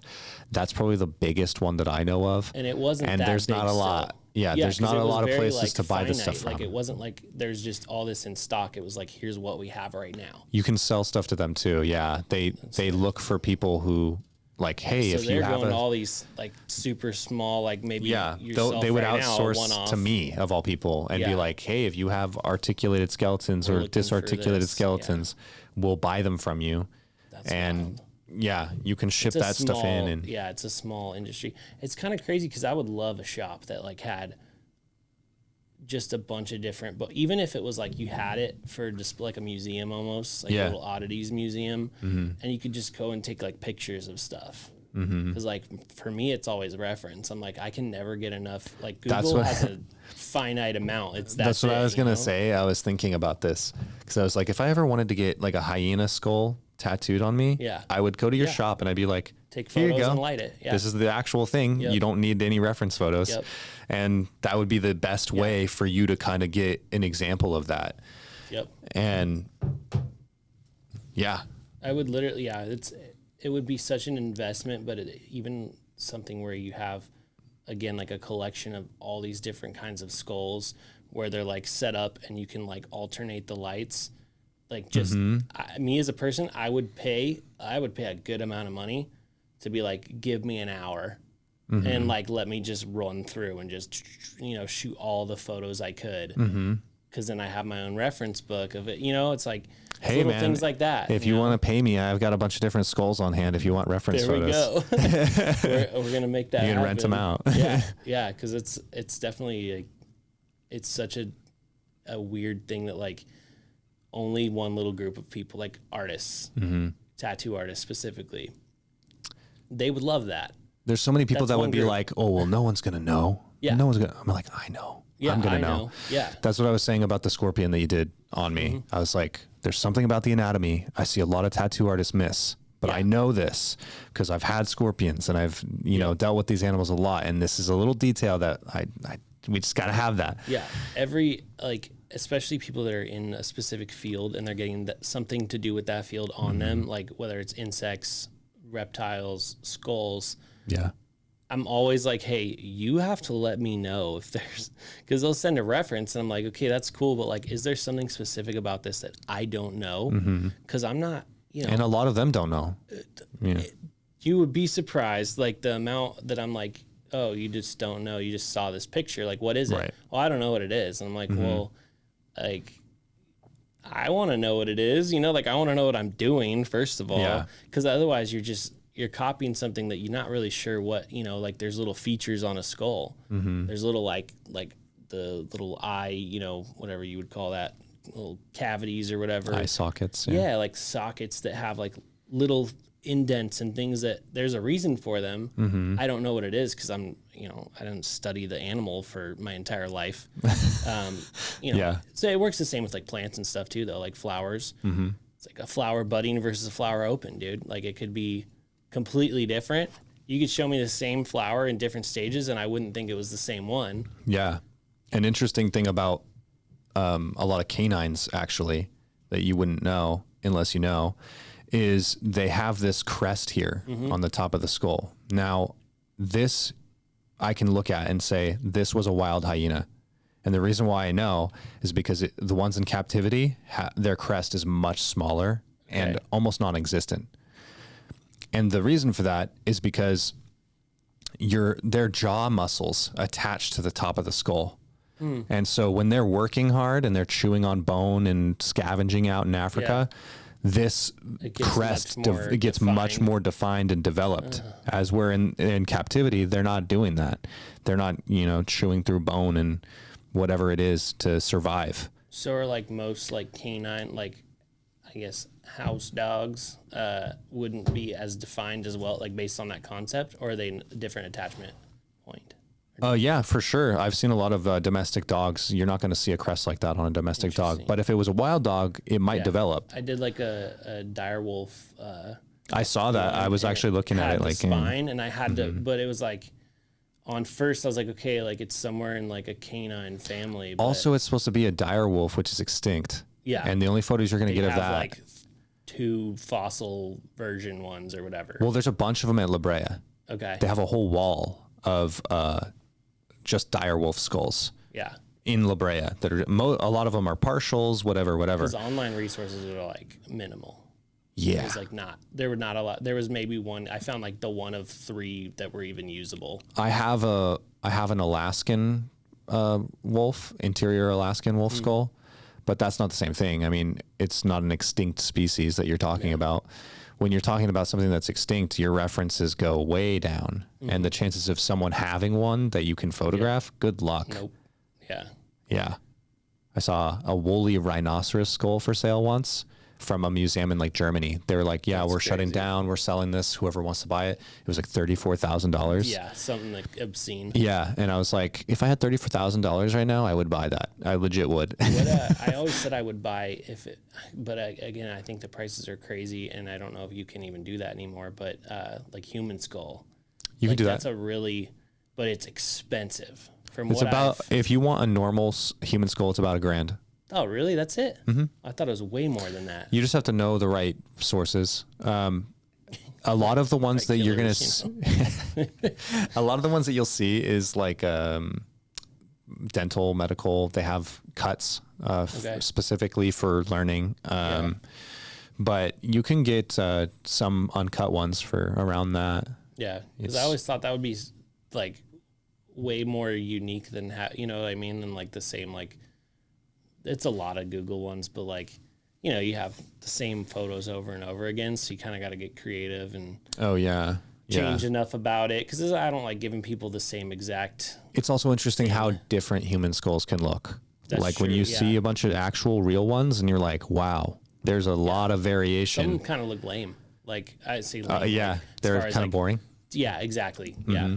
You know what I mean, but I'm sure people are like, what do you mean boring skull versus, I saw a skull. There's more aggressive looking ones. I saw a skull that had syphilis. That's weird.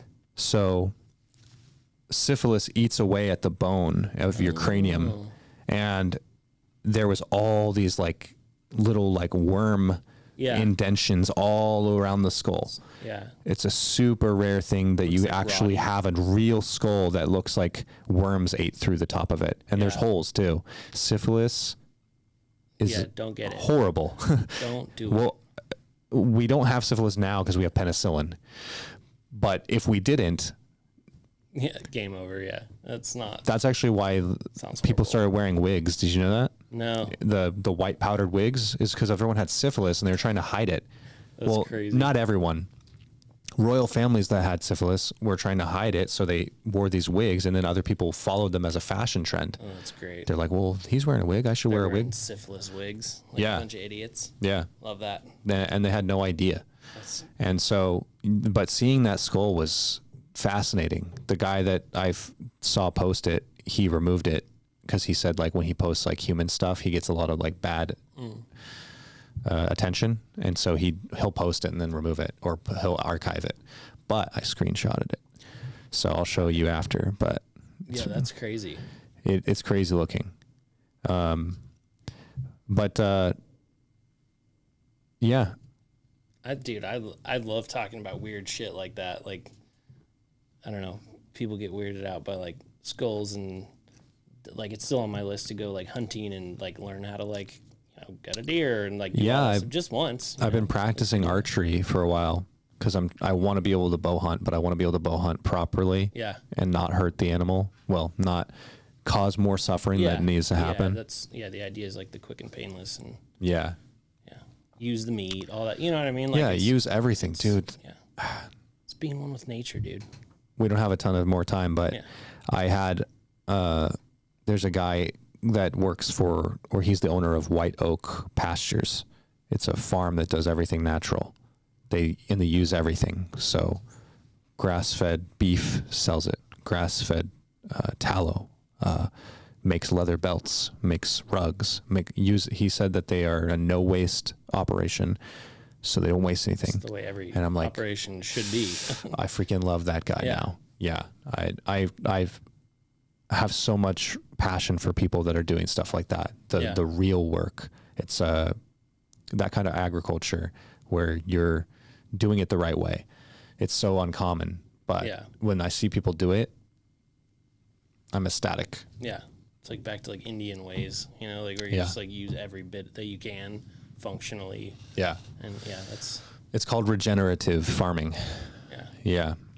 Anyway, thanks so much for doing this, man. Yeah. Super it was all fun. over the place, and which is awesome. And I feel like it's like every tattoo session we've ever had together, we just talk about.